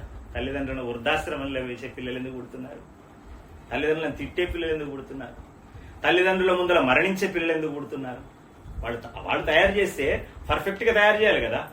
ఇంకా కొంచెం గమ్మత్తుగా సరదాగా చెప్పాలంటే ఆడపిల్ల కావాలంటే మగపిల్లాడు పుడుతున్నాడు, మగపిల్లాడు కావాలంటే ఆడపిల్ల పుడుతున్నాడు. తల్లిదండ్రులు అనుకొని చేస్తారా? ఇది భగవత్ నిర్ణయం. దీని వెనకాల ఒక తత్వం ఉన్నది. ఈ సృష్టిని ఎలా నడిపించాలో మనకు కనిపించకుండా ఉంది గనక ఇవెట్లాగూ నమ్ముతున్నావో దాన్ని కూడా నమ్మాల్సింది. నమ్మకమే కాదు, సత్యమే. ఇక నమ్మకం అనేది చాలా చిన్న పదం. సత్యము, ఇది సత్యం, సత్యం పునఃసత్యం. దీంట్లో ఇక నువ్వు తెలుసుకోకపోతే అది ఇప్పుడు నేనున్నానమ్మ, చూడకపోతే నమ్మను అంటే నేను అమెరికా చూడలేదు. ఇప్పుడు మీరు చూసిన వాళ్ళు ఉన్నారు, మీరు చెప్తున్నారు అమెరికా గురించి, నేను చూడలేదు కనుక నమ్మనంటే అట్లా ఒప్పుకుంటారా? నువ్వు చూడకపోవడం నీ తెలివి తక్కుతాను అంటారు నన్ను. అవునా కదా? మనము చూడకపోవడం అనేది కంటితో చూడడం కాదు, చూసిచ్చిన వాళ్ళు చెప్పినా కూడా చూడాలిగా, ఒప్పుకోవాలిగా. శాస్త్రములు ఉన్నాయి, భగవద్గీత ఉంది. అట్లా వీళ్ళంతా ఈ లోకం మీద ఉన్నటువంటి అందరికీ చెబుదామని వచ్చి భయపడి ఇక వద్దు, జన్మ వచ్చింది కనుక కొంతకాలం ఉండి వెళ్ళిపోదామని అక్కడక్కడ పాటలు పాడుతూ పాశురములు అనుసంధానం చేస్తూ ఒక ఊరికి చేరుకున్నారు. ఆ ఊరు పేరు తిరుక్కోవలూరు అని. అది తమిళనాడులో ఆళ్వారు తిరునగరికి దగ్గరగా ఉంటుంది. ఈ మొదట ఆయన పేరు భూత యోగి, తమిళంలో పోయగై ఆళ్వారు అంటారు. ఈయన ఆ ఊరికి వెళ్ళారు. ఆ రోజు వర్షం పడుతుంది. ఆ ఇంటి ముందు వరండాలు ఉండేవి పూర్వం. అయితే స్వామి నాకు కొంచెం ఇవ్వండి, రాత్రికి ఇక్కడ పడుకొని పొద్దున పోతానన్నారు. సరే నాయన, ఇక్కడ వరండా ఉంది, ఇక్కడ ఒక్కరు పడుకునే స్థలం ఉంది, పడుకోమన్నాడు ఆ ఇంటి యజమాని. ఈయన అక్కడ చక్కగా పడుకున్నాడు, భగవన్ నామానుసంధానం చేస్తుంటే పరమాత్మ సంకల్పము రెండవ ఆయన కూడా అదే సమయానికి అక్కడికి వచ్చాడు. ఎక్కడెక్కడో పుట్టారు. దీనికి ఉదాహరణ మనమంతా ఏమిటి చెప్పము? ఇక్కడ కలవడానికి కారణం ఒక సుకన్యమ్మ గారు. సుకన్యమ్మ గారి పరమపదం అనేటువంటి కారణం పెట్టుకొని ఇంతమందిని ఇక్కడికి చేర్చిన వాడు ఎప్పుడు ప్లానింగో భగవానుడిది. ఎన్ని లక్షల సంవత్సరాల కిందనో మనకు జన్మలిచ్చి, ఇక్కడ బంధములిచ్చి, ఇక్కడికి వచ్చేటట్టు చేసి ఇవాళ ఇక్కడ కూర్చొని భగవద్ వైభవాన్ని వినేది ప్లాన్ ఎవరిది? మనం అనుకుంటే వచ్చామా? మనం అనుకుంటే అంటే ఎవరు మరణించవద్దనే కోరుకుంటాం, మనం అనుభవదే పోవద్దు. పరమాత్మ సంకల్పం అట్లా ఉంటుంది. ఈయన రెండవ ఆయన కూడా అక్కడికే వచ్చాడు. వచ్చి నాటికి స్వామి నాకు కూడా కొంచెం స్థలం ఇవ్వండి, రేపు ఉదయం వర్షం వస్తుంది అంటే, అయ్యా పడుకోవడానికి ఒక్కరికి సరిపోతుంది, ఇద్దరం కూర్చుందాం అని ఇద్దరు కూర్చున్నారు. ఎవరి అనుసంధానం గుణవైభవం చేసుకుంటూ కూర్చున్నారు. మూడో ఆయన అక్కడికే వచ్చారు. మూడో ఆయన అడిగితే అన్నారు, సరే ఇక ముగ్గురికి దీన్ని పంచుకుందాము, ముగ్గురం నిలబడి ఎవరి పని వారు చేసుకుందాం అని ముగ్గురు నిలబడి భగవద్ గుణ శ్లోకాలను చదువుకుంటూ ఉన్నారమ్మ పరిపూర్ణమైన ప్రేమతో. ఇప్పుడు భగవంతునికి హృదయం కదిలిపోయిందట. ఇంత గొప్ప వాళ్ళు ముగ్గురు ఒక్క చోట చేరారే, ఈ దరిద్రం ఈ పరమపదంలో ఏమున్నది ఏడ్చి రోజు చూసిన మొకాలే అని పరమాత్మ రయ్యన వచ్చి ఈ ముగ్గురి మధ్యలో నిలబడ్డాడటమ్మ. అంతవరకు దూరంగా నిలబడ్డారు. తగలకుండా పెద్దలకు దూరంగా ఉండాలి కదా. ఇప్పుడు సాంప్రదాయం అంతా తగిలితేనే గొప్పదనేటువంటి పరిస్థితికి వచ్చా. పెద్దలకు దూరమే ఉండాలి. నమస్కారము చేసిన భూమికే నమస్కారము తప్ప వ్యక్తులకు లేనే లేదు. అందరి దేహాలు ఒకే రకమైనవి, అందరి దేహాలలో రక్తమాంసాలు ఉన్నాయి. దానికి దేహానికి విలువ లేదమ్మా. వాళ్ళు చేసే పనులకు విలువ ఉండొచ్చు, అది ప్రశంసించాలి, దూరం నుంచి నమస్కారం చేయాలి, భూమి మీదనే నమస్కారం చేయాలి. ఆ విధంగా వీళ్ళు దూరంగా ముగ్గురు ఎవరి అనుసంధానం వాళ్ళు చేస్తూ ముగ్గురు నిలబడ్డారు. ఈ మధ్యలో ఈ స్వామివారు వచ్చి నిలబడ్డారు. వస్తే మెత్తటి శరీరం తగులుతుంది వీళ్ళకి. వాళ్ళ పాసురాల్లో రాస్తారు, ఆభరణాలు తగులుతున్నాయి. స్వామివారి మెత్తటి అవిసె పువ్వు లాంటి శరీరము స్పర్శ తగులుతున్నది వీళ్ళకి. అయ్యో మనం దూరం కూర్చుంటే ఎవరి మధ్యలో వచ్చింది చూసే వరకు దివ్యమైన తేజస్సుతో నారాయణుడు వచ్చింది.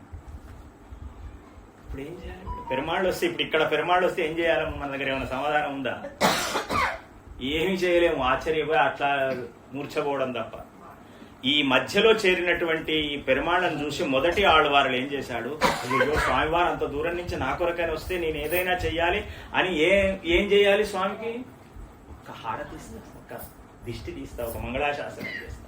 వయ్యంతగలయాయ్ వారు కడలేనియాగా, భగవన్ నా కొరకు వచ్చావా, నీకు నేను ఏమి ఇవ్వను, నా దగ్గర ఏమున్నది పిచ్చగాని అని ఈ భూమి మొత్తాన్ని ఒక ప్రమిదను చేసి సముద్ర జలాలను నెయ్యి చేసి సూర్యుడిని దీపంగా చేసి నీకు ఒక హారతి ఇస్తున్నానని ఆయన హారతి ఇచ్చేసాడు. ఆయన ఈ రెండో ఆయన చూశాడు, అయ్యో ఆయన మొత్తం ఈ భూమినంతా ప్రపంచాన్నంతా పరమాత్మకు దీపం చేశాడే, మరి నేనేం చెయ్యాలి అని ఆత్మను ప్రమిద చేసి ప్రేమ అనే నెయ్యి పోసి జ్ఞానం అనే దీపం వెలిగించి ఈయన ఒక హారతి ఇచ్చాడు. ఇద్దరు అయిపోయినారు. ఒక ఆయన ఆత్మను పరమాత్మకు సమర్పణ, ఒక ఆయన ప్రకృతిని ఇచ్చేశాడు. ఇక మూడో ఆయనకి ఏం మిగిలింది?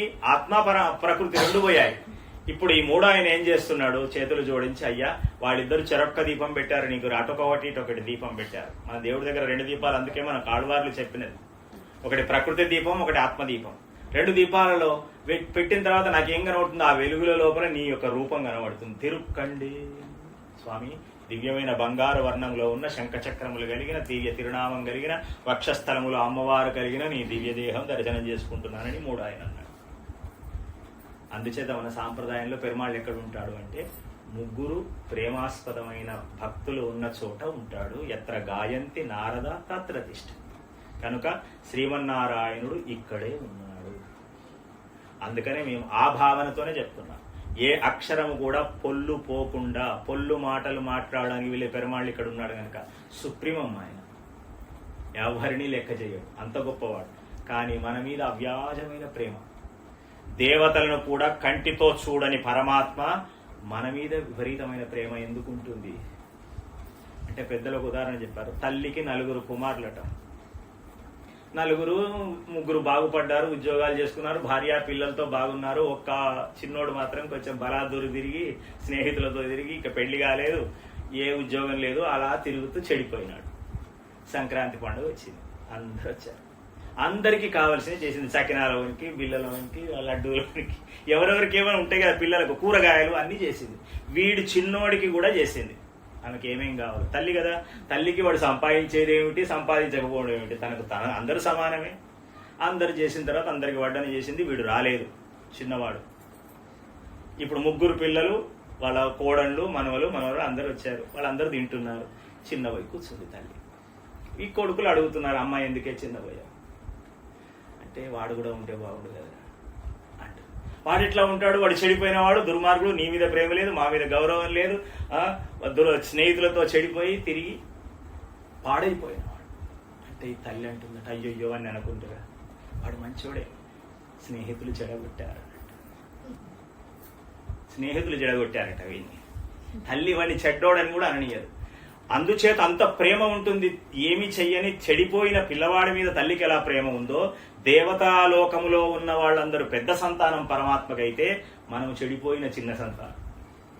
అంటే భగవంతుడిని లెక్క లేకుండా తిరుగుతున్నాం కదా, బలాద్దూరు తిరిగే ఈ లోకంలో నా సంతోషమే, నా ఇష్టమే, నా కష్టమే అని అనుకుంటూ తిరిగేటువంటి పిల్లలమ్మ మన మీద ఎక్కువ. అందుచేత వీళ్లను కాపాడాలని వాళ్ళందరికన్నా మన మీద దయచేత ఇక్కడే వచ్చి ఉన్నారు. అందున 2వ కారణం కూడా ఉంది. ఇక్కడే ఉంటాడు ఆయన హృదయం. 2వది తన సొత్తు ఇక్కడ ఉంది కనుక. ఉందా లేదా? ఎక్కడుంది? సుకన్యమ్మ గారి దివ్యాత్మ పెరుమాళ్ళది. ఎందుకు? వారు ఉన్నప్పుడే స్వామివారికి పెరుమాళ్లకు అగ్రిమెంట్ చేసేసారు. ఏం అగ్రిమెంట్ చేశారు? ఆచార్యుణ్ణి కారణంగా పెట్టుకుని తప్త పుండ్రస్థదా నామ మంత్రోయాగశ్చ పంచమః 5 సంస్కారాలు చేసుకున్నారు ఆచార్యుని ద్వారా. తప్త శంఖ చక్ర ధారణ. ప్రేమ ఉన్న వాళ్ళు ఏం చేస్తారంటే, ఈ లోకంలో పచ్చబొట్టు కొట్టించుకుంటారు.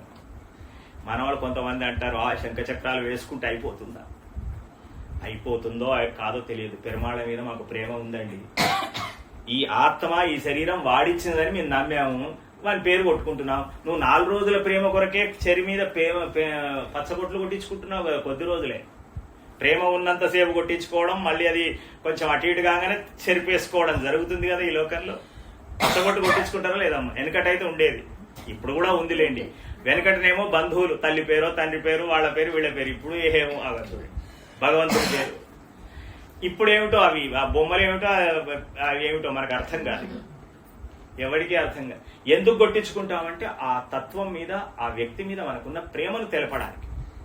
ఈ లోకంలో కొంతకాలం ఉండే బంధాలకే మనం ఇంత మర్యాదిస్తుంటే, ఆత్మ భగవంతుడిది, ఆయన వల్లనే ఇందులోకి వచ్చింది, ఇందులో ప్రవేశపెట్టినవాడు ఆయన, ఈ తల్లిదండ్రులను ఇచ్చినవాడు ఆయన, ఈ బంధువర్గాన్ని ఇచ్చినవాడు ఆయన, జ్ఞానం ఇచ్చినవాడు ఆయన, నన్ను నా వెనకాల నడిపిస్తున్నవాడు ఆయనే అని నమ్మిన నాడు, జ్ఞానం వచ్చిన నాడు ఈ చిన్నపాటి గుర్తులు పెట్టుకోవడం తప్పేంటి? భుజం మీద శంఖ చక్రములు తప్త చేసుకున్నారు. ఎవరి ద్వారా? చిన్నజీయర్ స్వామి వారి ద్వారా. చిన్నజీయర్ స్వామి వారి ద్వారా అమ్మగారికి ఈ శంఖ చక్రాంకణములు జరిగాయి. అంటే వారికి పెరుమాళ మీద ప్రేమ ఉంది. స్వామి ఇది నీది, నీ సొత్తు అని ఒక అగ్రిమెంట్ రాసిచ్చారు.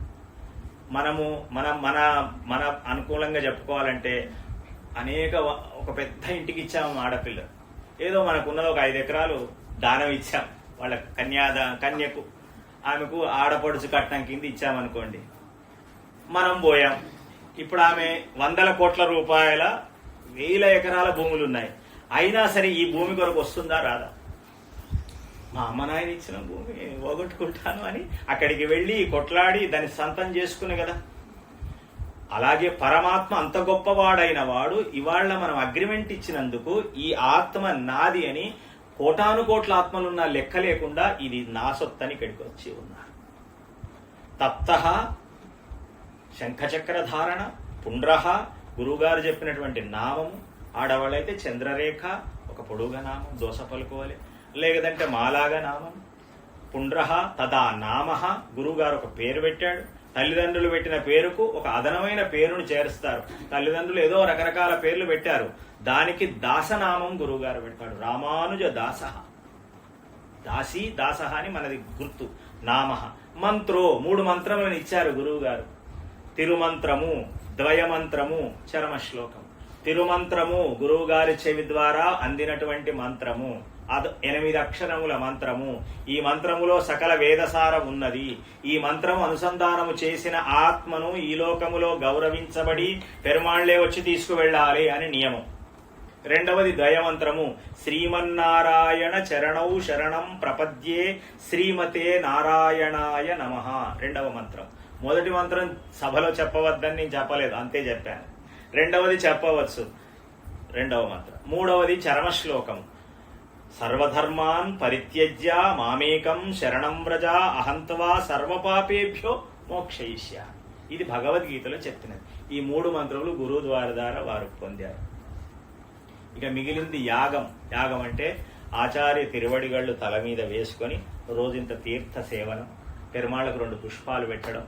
పెద్దగా ఏం చేయమని చెప్పలేదమ్మ, మనమే లేనిపోని పెట్టుకొని, ఉత్సాహం ఉన్నప్పుడు అన్నీ పెట్టుకొని, చేతగానప్పుడు అన్నీ వదిలేస్తాం. ఆండాళమ్మ చెప్పింది చిన్నగా చెయ్యండిరా, తూ మలరు తూవి. ఆండాళమ్మ చెప్పిన తర్వాత ఇంకా దాంట్లో అసత్యం ఉంటుందా? మన కష్టము తెలిసిన తల్లి గనక నువ్వు ఎక్కువ కష్టపడద్దు. తూ మలరు తూవి తొలదు. అలా పెరుమాళ్ల మీద 2 పువ్వులు దూరం నుంచి అక్రమంగా విసిరేయమన్నది ఆమె. అక్రమంగా విసిరేయ అంటే సరిగ్గా పోయి పదాల దగ్గర పెట్టొద్దట. నీకు సమయం ఉంటుందో ఉండదో, ఆఫీస్ పని, బయట పనులు, నీ పనులు ఇతరుల పనులు నెత్తినేసుకొని పెద్ద గొప్ప పని ఆయనది. కనుక దూరం నుంచి ఆయన ముఖం మీద 2 విసిరే పువ్వులు. ఇదే చెప్తుందమ్మా, ఇలాగే చెప్పింది. తూమలరు తూవి తొజదు. తూమలరు మంచి పుష్పములు, తూవి అక్రమంగా, తొజుదు విసిరే. వెళుతూ వెళుతూ 2 పువ్వులు ఆ దేవుడి ముఖాన విసిరేస్తే చాలట. ఒకరోజు రంగనాథుడు అడిగాడు అమ్మవారిని, గోదా ఎంత పని చేశావి? నేనేమో వానికి మంచి మంచి శాస్త్రాలు చెప్పి ఇట్లా నడుచుకోండి అట్లా నడుచుకొని చెప్తే నువ్వు 2 పువ్వులు అక్రమంగా విసిరేయమని చెప్తావా అని గోదమ్మ వారిని రంగనాథుడు అడిగాడు. ఇలా చెప్పవచ్చునా అంటే, స్వామి నేను తప్పు చేశానని అంటున్నావా? నీవు పెట్టే కష్టాలకు వాడి మనసులో ఏముందో తెలుసునా? నీ మీద రాళ్లు విసిరాలని ఉన్నది. దేవుడు కనబడితే బండరాళ్లతో కొట్టాలని మన మనసులో కోపం ఉన్నది. ఆ చేసే సంసారంలో కలిగేటువంటి దుఃఖాలను చూసి వాడు ఎక్కడ రాళ్లు విసురుతాడో అని భయపడి వాడిని, ఆ విసురుడు బుద్ధి ఉంది కదా, ఓ పువ్వులు విసిరేయరా అని చెప్పి నేను చెప్పినందుకు వాడు చేస్తున్నాడు, వాడిని కాపాడమంటుంది తల్లి. అంటే అంత సింపుల్ గా స్వస్యచ కీర్తనం ప్రపదనం స్మస్మై ప్రసూనార్పణం 3 పనులు చేయండి, మీరు ఎక్కువ చేయొద్దు. అప్పుడప్పుడు భగవన్నామం అండి, అప్పుడప్పుడు. అంటే ఇంకా మన పెద్దలు ఏం చేశారు, ప్రత్యేకంగా కూర్చొని జపమాల పట్టుకొని వద్దు, పిల్లలకు ఆ పేర్లు పెట్టుకొని పిలుచుకోండి అన్నారు. రామ, కృష్ణ, అచ్యుత, అనంత, కేశవ ఇవి లేవండి. ఎవరికి లేని పేరుండాలట వాడికి. అవి గూగుల్ వెతకాలి. దానికి 2 ద్విత్వాక్షరాలు అంటే ఒత్తులు జఠలు ఉండాలి, పెడతారుగా అప్పుడు సంతోషంతో. తర్వాత అనరాదా, అనరాకి ఏమి యాక్సిటీ బయట అని పెట్టుకుంది. ఇక కర్మ చూడండి. ఆ భగవన్నామం అనేటువంటి అవకాశం కూడా లేదు. స్వస్యచ కీర్తనం, అప్పుడప్పుడు భగవన్నామం అనండి.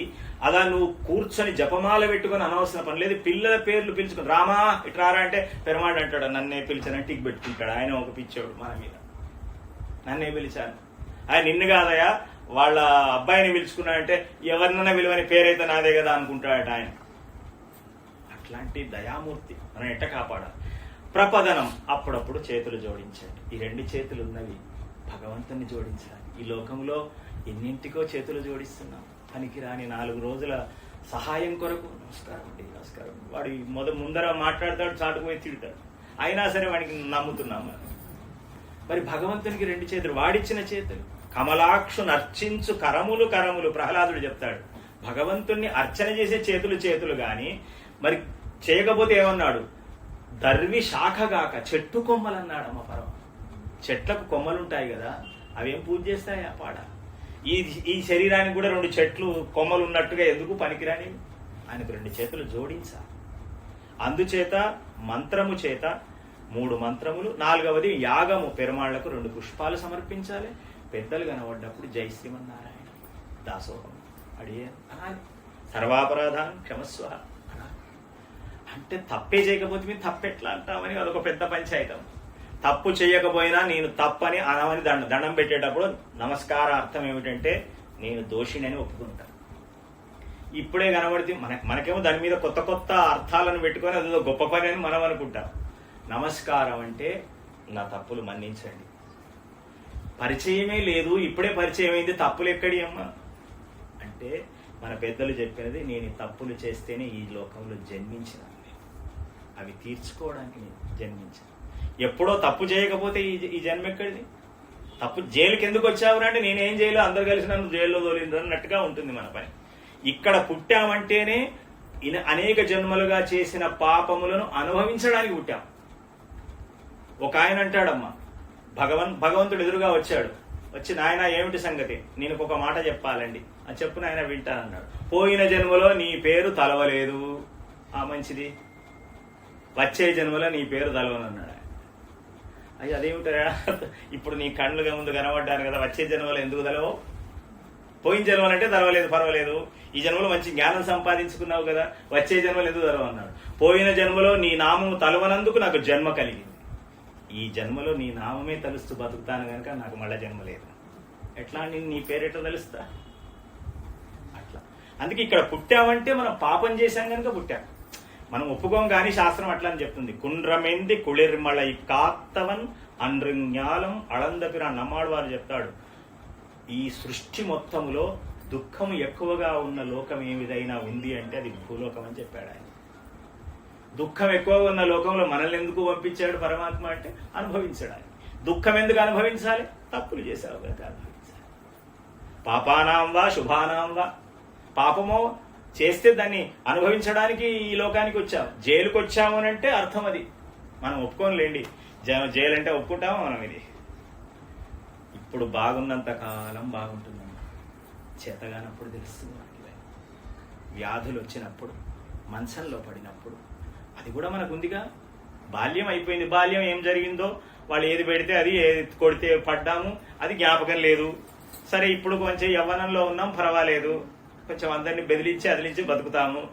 తర్వాత జరామరణాలు ఉన్నాయిగా, మరి అవి ఎవరు తప్పించుకోవాలి? అప్పుడు తెలుస్తుంది, మన కళ్ళ ముందరే కనబడుతుంది. మంచంలో ఒక 1 నెల రోజులు అంటే కుటుంబ సభ్యులే అనే మాటలు మనకు వినిపిస్తాయి. ముసలోడు ఏ పాపం చేసిండో ఏమో మంచంలో పడి చంపుతున్నాడు మామూలు, ప్రాణం పోదా. ఆస్తులన్నీ తినుకుంటూ అంటారండి, ఆస్తులు తినుకుంటూ ప్రాణం పోవాలట. ఎందుకు? వాళ్ళకి కష్టమవుతుంది. వాళ్ళని తప్పని అనవలసిన పని లేదమ్మా, ఎందుకంటే శరీరంకు ఒక పరిమితి ఉంది కదా. దీనికి ఎక్కువ సేవ చేయలేదు, ఎక్కువ పడుకోలేదు, ఎక్కువ భోజనం చేయలేదు. 6 నెలల భోజనం తినమన్నా తినలేదు. పోనీ సర్వీస్ చేయమంటే 24 గంటలు చేయమంటే చేత కాదు. శరీరానికి ఒక పరిమితి అయిన శరీరం కదా, దాని కర్మ దానికి ఉన్నది. యాష్టతోనే వస్తాయి మాటలు, ఇవన్నీ మనకే వినిపిస్తూ ఉంటాయి. ఇంత కఠినమైనటువంటి లోకంలో కదా మనం ఉన్నాం. మరి ఇవన్నీ తప్పించుకోగలమా? తప్పించుకోవాలంటే పెరుమాళ్ళ యొక్క నామానుసంధానంతో మాత్రమే తప్పించుకోవాలి. అంతే. వాడొచ్చి లోపల కూర్చుంటే ఆ మాట్లాడే వాళ్ళు ఎవరిని అనకుండా చేస్తాడు, లేదా మనకి భరించే శక్తినైనా ఇస్తాడు, ఈ లోకం నుంచి సునాయాసంగా తీసుకువెళ్తాడు. కష్టములు లేకుండా పరమాత్మ ఉన్నది.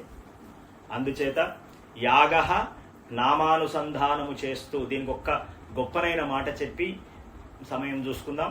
అజామీళుడు అనేటువంటి ఒక ఉపాఖ్యానం భాగవతంలో వస్తున్నాం. ఈ పేరు పిలుచుకున్నందుకు వాడు బ్రాహ్మడై పుట్టి వ్యాపారాలు చేశాడు, రౌడీజం చేశాడు, వడ్డీలకు ఇచ్చాడు, అందరిని పీడించాడు. కుటుంబ సభ్యులు కూడా వీడు ఎప్పుడు చూస్తే బాగుండు, నన్ను ఇంత గొప్పగా బతికాడు, వాడు మంచివాడు పాపం. బాగా డబ్బు సంపాదించాడు, 4 సంతానం ఉన్నారు. అలా చిన్నవాడి పేరు నారాయణ అని పేరు పెట్టుకున్నాడు. మనకి ఏదో అదృష్టం మంచిగా ఉంది. చివరికి ప్రాణం పోయే సమయం ఆసన్నమైంది, వృద్ధాప్యం వచ్చింది. వీడు 12 ఏళ్ల పిల్లాడు, మిగతా వాళ్ళందరూ పెద్దవాళ్ళు. ఓసారి చనిపోయినట్టు చేశాడు, అందరు పనులు విడిచిపెట్టుకొని వస్తే ఇక ప్రాణం పోయింది అని ఎన్ని సిద్ధం చేసుకునే వరకు లేచి కూర్చున్నాడు. కొంతమంది ఉంటారమ్మా, బ్రతుకున్నంత కాలం అందరినీ పీడిస్తారు, చచ్చిపోయిన తర్వాత కూడా పీడిస్తారని. ఇట్లా 7-8 సార్లు చేశాడు. ఈ పనులన్నీ పోగొట్టుకోవడం, రావడం, రోజు తెచ్చేవాడికి ఎవడు ఏడుస్తాడని కదా సామెత, రోజు తెచ్చేవాడు అవి. ఇక చివరికి ఏం చేశారు, వీళ్ళకి విసుగొచ్చి ఆ పిల్లాడిని, చిన్నోడిని, అరే నువ్వు నాన్నగారి దగ్గర ఉండరా, ఇక మా పనులన్నీ చెడిపోతున్నాయి, ఆయన ఎప్పుడు ప్రాణం పోతుందో తెలియదు, మమ్మల్ని చంపుతున్నాడు అని వాడిని ఉంచి వీళ్ళందరూ వెళ్ళిపోయారు. ఆ రోజు నిజంగానే ప్రాణం పోయే రోజు వచ్చింది. మంచంలో పడ్డాడు. ఈ పిల్లాడి పేరు నారాయణ కదా, మంచంలో పడుకున్నాడు. వీడు అక్కడి నుంచి వెళ్ళిపోయి ఆ వాకిట్లో ఆడుకుంటూ కూర్చున్నాడు పిల్లలతో, ఫ్రెండ్స్తో. ఈ వీడేం చేశాడు, ప్రాణం పోయే సమయం విపరీతమైన బాధ కలుగుతుంది. గరుడ పురాణం చెప్పిందమ్మ, లోకములో పుట్టిన సామాన్యమైన ప్రతి ప్రాణికి ప్రాణం పోయేటప్పుడు 1000 తేళ్లు ఒకేసారి కుడితే ఎంత బాధనో అంత బాధపడాలి. ప్రపన్నుడికి మాత్రం లేదు, అది రేపు చెప్పేస్తాను. ఆచార్యుణ్ణి, పెరుమాళ్ళని ఆశ్రయించినటువంటి వాడికి ఆ దుఃఖము ఆయన లేకుండా చేసి తీసుకుపోతాడు. కనుక ఈ లోకములో పుట్టిన ప్రతి జీవికి ప్రాణోత్క్రమణం చాలా బాధకరం. కనుక ఈ ప్రాణం పోయే సమయంలో ఆ బాధ వినిపిస్తున్నది. వీడు ఒక్కసారి తట్టుకోలేక ఏం చేయాలో అర్థం కాక ఆ కుమారుణ్ణి పిలుచుకున్నాడు. నారాయణ అన్నాడు. ప్రాణం పోయింది. ఇప్పుడు దేవదూతలు వచ్చారు, విష్ణుదూతలు వచ్చారు, యమదూతలు వచ్చారు. వాళ్ళిద్దరికీ సంవాదం. యమదూతలు అంటున్నారు, మీరెందుకు వచ్చారయ్యా ఇక్కడికి, దుర్మార్గుడు ఉన్న చోటికి అంటే, లేదండి పైనుంచి ఆర్డర్స్ వచ్చినాయి. ఏమని? అంత్యకాలే చ మామేవా స్మరణ్ముక్త్వా కళేబరం. ప్రాణం పోయేటప్పుడు ఎవరైనా నా నామము తలిస్తే వాడు నన్నే పొందు. ఇది కాన్స్టిట్యూషన్ పరమాత్మది. ఓహో, బాగుందా మీ కాన్స్టిట్యూషన్, మీ స్వామివారు బాగానే ఉంది. వాడేమైనా మీ స్వామివారిని పిలిచాడా? ప్రాణం పోయేటప్పుడు కుమారుని పిలుచుకున్నాడు. అది కూడా బుద్ధిమంతుడైన పెద్దవాడు కూడా కాదు, ఓ పిల్లోడు, ఆడుకునే పిల్లవాడిని పిలుచుకున్నాడు. వాడేం కాపాడుతాడా పాడా? ఓహో, మీరు విన్నారా అని అడిగారు వీళ్ళు దేవదూతలు. అయ్యో మేము విన్నామండి, నారాయణ అన్నా విన్నామన్నా. అయిపోయింది, ఇంకేం కేసు కొట్టేయబడింది. విట్నెస్ కూడా పర్ఫెక్ట్ విట్నెస్ ఉన్నది, యమదూతల విట్నెస్, సాక్ష్యం యమదూతలు అన్నాడు. మాకు ఎవరిని పిలిచాడా అన్నది అవసరం లేదు, ప్రాణం పోయేటప్పుడు నారాయణ అన్నాడా లేదా, అదెట్లా కుదురుతుంది అన్నారు వాళ్ళు. అదెట్లా కుదురుతుంది? భగవంతుని విలువాలి కదా. నీ లెక్కనయ్యా అది. మా లెక్కల నిప్పు చూసి ముట్టుకున్నా కాలుతుంది, చూడకుండా ముట్టుకున్నా, చిన్నపిల్లోడు ముట్టుకుంటే, పెద్దవాడు ముట్టుకుంటే దాని పని కాల్చడం. దాని లక్షణం ఏమిటి? నిప్పు లక్షణం కాల్చుట. అది ఏ విధంగా అన్నా సరే. ఇంకా భాగవతంలో నారద మహర్షి ధర్మరాజుకు చెప్తాడమ్మా, భగవన్నామము ఏ విధంగా అన్నా సరే, తిట్టుకుంటున్నా పర్వాలేదు, ఆయనకు ఈ తిట్టింది లెక్కలేదు, అన్నాడా లేదా లెక్క. కామాద్ గోప్య, గోపికలు కేవలం కృష్ణుని మీద ప్రేమ చేత, కామము చేతనే ఆయన నామాన్ని అనుసంధానం, భక్తి కాదు. కృష్ణుని యొక్క భుజములు, ఆయన సౌందర్యము, సాక్షాత్ మన్మద, ఆయన వెంట్రుకలు, చక్కటి కళ్ళు, మంచి పెదాలు, మంచి రూపము, మంచి నడక, ఇవన్నీ చూసి మోహపడి ఈయనతోనే జీవితం పంచుకోవాలని, ఈయనతో కలిసి ఉండాలని, ఈయనతో రమించాలనుకున్నారు. వాడు కామముతో అనుకున్న వాళ్ళకు కూడా వాళ్ళకు ఆనందం లభించింది. భయాత్ కంస, కంసుడు ప్రతి క్షణం కృష్ణుడు ఎక్కడో పుట్టాడట, కృష్ణ కృష్ణ, అరే వెళ్ళండి పూతన కృష్ణుని చంపు, శకటాసుర కృష్ణుని చంపు, పొద్దున లేసే రాత్రంతా నీది భయం చేత, ప్రాణభయం చేత కృష్ణ కృష్ణ కృష్ణ కృష్ణ అన్నాడు, వాడు బాగుపడ్డాడు. చేత్యాదు శిశుపాలుడు అనేటువంటి వాడు శత్రుత్వము చేత కృష్ణ పరమాత్మను కృష్ణ దూర్త, కృష్ణ చోర, ఎన్ని మాటలు అన్నాడో, వాడికి మోక్షమే. స్నేహాతు, మీరేమైనా గొప్ప పని చేశారా ధర్మరాజా? మీరు కేవలం మా స్నేహితుడు, మా బంధువు, మా బావాని చేశారు తప్ప భగవంతుడని మీరేమైనా పూజించారా ఆయనను? అయినా సరే మీ స్నేహానికి కూడా కట్టుబడ్డాడు. మాలాంటి వాళ్ళ నారద మహర్షి అంటున్నాడు, మాలాంటి వాళ్ళం భక్తి చేతనే అందరినీ సమానంగా చూశాడు ఆయన. పరమాత్మ తత్వము నువ్వు అన్నావా లేవా అనేదే చూస్తాడు, నువ్వు ఏ భావనతో అవసరం లేదు. కనుక అజామీలునికి మోక్షము తీసుకుని వెళుతున్నామని ఆత్మను తీసుకుని వెళ్ళిపోయారు. జీవితమంతా అనేక దుర్మార్గమైన పనులు చేసిన వాడు కూడా. అంటే ఇప్పుడు మనకు సమస్య, మరి మనం పురాణం పోయేటప్పుడు అంటాము లేదు, అనమనే కులశేఖరాళ్ళు వాళ్ళు చెప్పారు. అనం కఫవాద పిత్తై కంఠావరోధన విధౌ స్మరణం కుతస్తే. ముకుందమాల్లో చెప్తాడు, కంఠము లోపల తెమడ నిండిపోయి, రక్తము గడ్డగట్టుకుపోయి, శరీరం బిగుసుకుపోయి, నేనెక్కడున్నానో నాకే తెలియని స్థితి, శరీరం మీద స్పృహ లేదు. అది రోడ్డు మీద ఉన్ననా, ఐసీయూలో ఉన్ననా, ఇంట్లో ఉన్ననా, బయట ఉన్ననా, ఆ స్థితిలో ఉన్నప్పుడు ఎవరో వచ్చి అమ్మ, ఎవరో అక్క ఏవో పిలుస్తుంటే ఓయందామంటే శక్తి లేక గురు గురు గురు గురు అని శబ్దం వస్తుంది. ఈ సమయంలో కృష్ణ రామ అంటానా? నేను అనలేనన్నాడు. అనకపోతే ఎట్లా? మరి కష్టం కదా, అనాలే కదా. ప్రపన్నుడికి దాన్ని కూడా మినహాయించినాడమ్మ. దానికి రేపటికి దాని ప్రమాణం చెప్తాను. ప్రాణం పోయేటప్పుడు అనకపోయినా ఆచార్య సంబంధం ఉన్న వారికి, నారాయణ సంబంధం ఉన్న వారికి అది కూడా మినహాయించు. వైకుంఠము మాత్రమే సత్యం. అందుకే ఇక్కడే పెరుమాళ్ళు ఉన్నాడు కనుక, ఇక్కడే పెరుమాళ్ళు వేంచేసు. నారాయణుడంటే లోకాలన్నింటికి అధిపతి అయిన వాడు. రెండు విషయాలు ఈ పూట చెప్పి సమాప్తం చేస్తాను. శ్రియపతి అని పేరమ్మ. భగవంతుడెవడు అని మొట్టమొదటి అర్చరాదిలో మొట్టమొదటి సూత్రము శ్రియపతియాయ్ సర్వేశ్వరుడయాయ్ శ్రీమన్నారాయణాయ్ విభూతి ద్వయం ఆయి రుక్కుం అనే ఒక సూత్రం. మొట్టమొదలు పరమాత్మ ఎవరు? ఇక్కడ పాలిటిక్స్ వచ్చే వాళ్ళ నాకు నచ్చిన దేవుడా, నీకు నచ్చిన దేవుడా, రకరకాల దేవతలు. ఎవరికి నచ్చిన వాడు గొప్ప, మంచిదే. కానీ ఇక్కడ కావలసింది అది కాదు. ఆత్మకు మళ్ళీ జన్మము లేకుండా చేసే తత్వం ఎవరో కావాలి. ఆత్మ గురించే కదా మనం మాట్లాడుకుంది. శరీరం గురించి సరే, ఎవరికి నచ్చిన దేవతలు ఉండవచ్చు, అది కూడా తప్పే అన్నది శాస్త్రం. ఏ దేవత వరమిచ్చే అధికారము లేదు. ఏ దేవతకు వరమిచ్చే అధికారం లేదు. ఏ దేవత వరమిచ్చినా వెనకాల బాస్ ఇస్తే ఈ దేవత ఇవ్వాలే. బ్యాంకుకు వెళ్ళి చెక్ ఇచ్చి క్యాషియర్ గారు ఇస్తారు కదమ్మా, మనం ఏం చేయాలి మరి? ఆయనకు 2 పాదాలకు దండం పెట్టి రావద్దా? మరి పెడుతున్నావా? ఎందుకు పెట్టట్లేదు? పైసలు ఇచ్చాడు కదా మనకు, ఆ రోజు కష్టాన్ని తీర్చాడు కదా. 1,00,000 రూపాయలు కావాలి, 1,00,000 రూపాయలు ఇచ్చేసాడు ఆయన. ఖర్చు తీర్చే డబ్బు ఇచ్చినప్పుడు, సార్ ఒక్కసారి మీకు పాదాలకు నమస్కారం చేస్తాను, మీరు ఇవాళ లేకుంటే మా గతి ఏంగా అని అంటున్నాం ఆయనకు. మనది మనం తీసుకొని వచ్చేస్తున్నాం. ఆయనే ఇచ్చేవాడు, కానీ ఆయన సొట్టుగా. ఆయన వెనకాల ఒక వ్యవస్థ ఉంది, ఆ వ్యవస్థ ఇస్తారు. నువ్వు ఏ దేవతను ఆరాధన చేసినా నారాయణుడికే చెందును. అట్లా ఉంటుంది రూల్. అట్లా ఇంతకుముందు మొదలే మీకు మనవి చేశాను. వేదం అంటే, వేదము చెప్పినది ఫైనల్ జడ్జిమెంట్. ఇక దానికి మనకు నచ్చడమా నచ్చకపోవడం అనేది పక్కన పెడదాం. మనకి తెలియవచ్చు, తెలియకపోవచ్చు. వేదమే చెప్పింది. అధనిత్యో నారాయణ బ్రహ్మ నారాయణ శివశ్చ నారాయణ శక్రశ్చ నారాయణ ధ్యావా పృథివ్యౌ చ నారాయణ నారాయణ ఏవేదగుం సర్వం నిష్కళంకో నిరంజనో నిర్వికల్పో నిరాఖ్యాత శుద్ధ దేవ ఏకో నారాయణ. ఇది వేదం చెప్పింది. నువ్వు ఏ దేవతనైతే ఆరాధిస్తున్నదో ఆ దేవత లోపల ఉండే తత్వము కూడా నారాయణుడే. మన లోపల ఉన్నట్టుగానే ఇందుగలడందులేడను సందేహము వలదు చక్రి సర్వోపగతుండు ఎందెందు వెదకి చూచిన అందందేగలడని ప్రహ్లాద వాక్యం కదా. ప్రహ్లాదుడు చెప్పింది పోతనామార్చిన పద్యం ఇది. అన్నిటిలో ఉన్న పరమాత్మ నువ్వు పూజించే దేవతలో లేడా?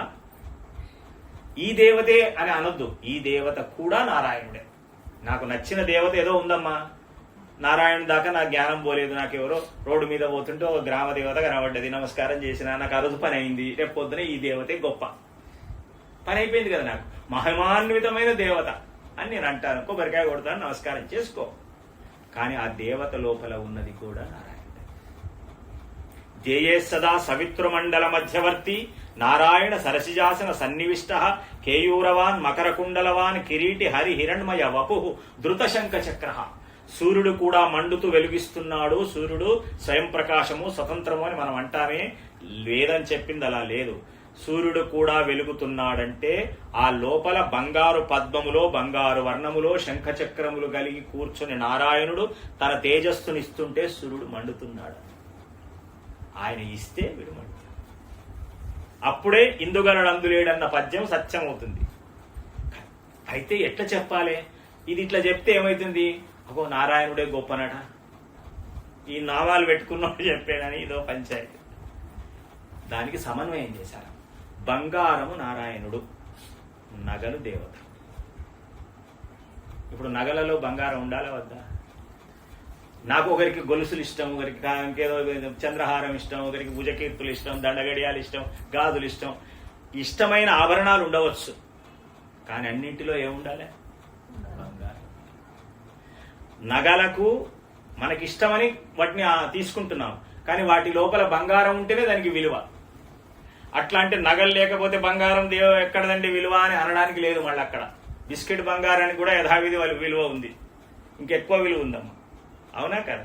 మూల పదార్థంగా ముద్ద బంగారం ఉన్నదనుకోండి, దానికి విలువ ఉందా లేదా? యథావిధి విలువ ఉన్నది. నారాయణ తత్వముకు నువ్వు ఆశ్రయించినా విలువ ఉన్నది, ఆశ్రయించకున్నా విలువ ఉన్నది. ఏ దేవతకు ఆరాధించినా విలువ ఉన్నది, ఆరాధించకపోయినా విలువ ఉన్నది.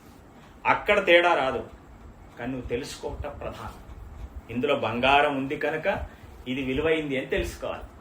ఏ దేవతనైనా నువ్వు ఆరాధించు, నారాయణుని రూపమే ఈ రూపం అని అంటే దోషం లేదని వేదం చెప్పింది. ఇది వేరు అది వేరు అన్నప్పుడు ఈ దేవత కూడా భయపడతాడట. మనం పోగానే గుళ్ళోకి వెళ్ళంగానే మనం పోయి గంట కొట్టంగానే అబ్బా వీడు మళ్ళీ వచ్చిండ్రా, వీడు వచ్చిండని ఆయనకు తెలుస్తుంది. బాస్క్ ఏమైనా కొత్త పార్టీ పెట్టినవా నువ్వు నాకు వ్యతిరేకంగానే అంటాడు. మళ్ళీ పోయి దర్శనానికి వెళ్ళినప్పుడు ఆయనతో తిట్ల పడాలి, వీడి వల్ల నాకు ఆయనతో గొడవ వస్తుందని వీడు భయపడతాడు ఈ దేవత కూడా. అందుచేత ఈ ఆత్మ విషయం సరే, లోకంలో రకరకాలుగా అభిప్రాయాలు ఉన్నాయి, దాని గురించి మనకు అవసరం లేదు. ఆత్మను స్వీకరించాలంటే నారాయణునికి మాత్రమే అధికారం ఉంది. ఇది ఆత్మ ఆయన సొత్తు. ఏ దేవత ఇప్పటి వరకు ఆత్మ నా సొత్తని ఎక్కడా చెప్పలేదు. కానీ వేదమే చెప్పినది, విశ్వస్య ఆత్మ ఈశ్వరగుం, నారాయణుడే విశ్వములో ఉన్న సకలాత్మలకు అధిపతి. ఆయన సొత్తు ఇక్కడ ఉంది కనుక పరమాత్మ ఇక్కడ వేయించేసి ఉన్నారు. శ్రీమన్నారాయణుడు ఇక్కడ ఉన్నాడు. ఆయన పేరేమిటి ఎట్లా గుర్తుపట్టాలి? ఇక్కడ ఉన్నాడు కదా, మనకేమో ఏమీ తెలియదు. ఆయన భగవంతుడిని గుర్తించాలి. నాన్నగారిని మనం ఎట్లా గుర్తించినాం? అమ్మ చెప్పింది. కనుక ఆత్మకు కూడా తల్లిదండ్రులు ఉన్నారు. శరీరానికి తల్లిదండ్రులు ఎలాగో ఆత్మకు తల్లిదండ్రులు ఉన్నారు. ఆత్మ ఉందా లేదా రేపు విచారణ చేసుకున్న ఆత్మ ఎట్లా ఉంటుంది దాని గురించి తెలుసుకుంటే కదా ఆత్మ ఉంది అని ఊరికే 4-5 సార్లు నేను చెప్తే ఉన్నట్టు ఒప్పుకుంటామో? మనం ఉంది అని నిరూపణ రేపు చేస్తాను. ఆత్మ ఉంది. ఈ ఆత్మకు తల్లిదండ్రులు ఉన్నారు. ఆ తల్లిదండ్రులు లక్ష్మీనారాయణుడు. ఇది వేదం చెప్పింది. ఒక పని మీద ఆ తల్లిదండ్రుల దగ్గర నుంచి ఆత్మ ఇక్కడికి వచ్చింది. ఈ లోకంలో ఉండే శరీరం కలిగిన తల్లిదండ్రుల చేత ఒక శరీరాన్ని పొందింది. ఈ శరీరం ఇక్కడే కంప్లీట్ అయిపోయింది. తల్లిదండ్రులు ఇచ్చిన శరీరం ఇక్కడ పోయింది. ఆత్మకు నాశనం లేదు. ఆత్మకు పుట్టుక లేదు, మరణించుట లేదు. ఇది భగవద్గీతనే ప్రమాణం అమ్మ. నైనం చిందంతి శస్త్రాణి నైనం దహతి పావక నచైవం క్లేశయంత్యాపో నశోచయతి మారుత. గాలి ఏమీ చెయ్యలేదు, నీరు తడపలేదు, అగ్ని దహింపలేదు, కత్తులు కోయలేవు ఆత్మను. దానికి జననం లేదు, మరణం లేదు. కనుక ఆత్మ ఉంది. ఇది రేపటి సబ్జెక్ట్లో వస్తుంది. ఆత్మ ఉంది, ఆత్మకు తల్లిదండ్రులు ఉన్నారు. ఇది ఒక్కడికి కూడా తెలుసుకుందాం. లక్ష్మీనారాయణుడు ఉన్నారు. వాళ్ళ దగ్గర నుంచి పని మీద వచ్చాడు ఈ పిల్లాడు. ఇక్కడ పని చేసుకున్నాడు. కానీ వీని దురదృష్టవశాత్తు ఇల్లు మరిచిపోయాడు. శరీరములు పెరుగుతూ తిరుగుతూ సినిమా హాళ్లు, పార్కులు, బస్ స్టాండ్లు, రోడ్లు, ఈ ఇల్లు ఆ ఇల్లు తిరుగుతున్నాడు కానీ తన ఇల్లు మర్చిపోయాడు. ఇప్పుడు మన ఆత్మ ఇలా తిరుగుతూ తిరుగుతూ ఉన్నటువంటి ఆత్మకు అడ్రస్ చెప్పేటువంటి ఒక ఆచార్యుడు లభించినాడు.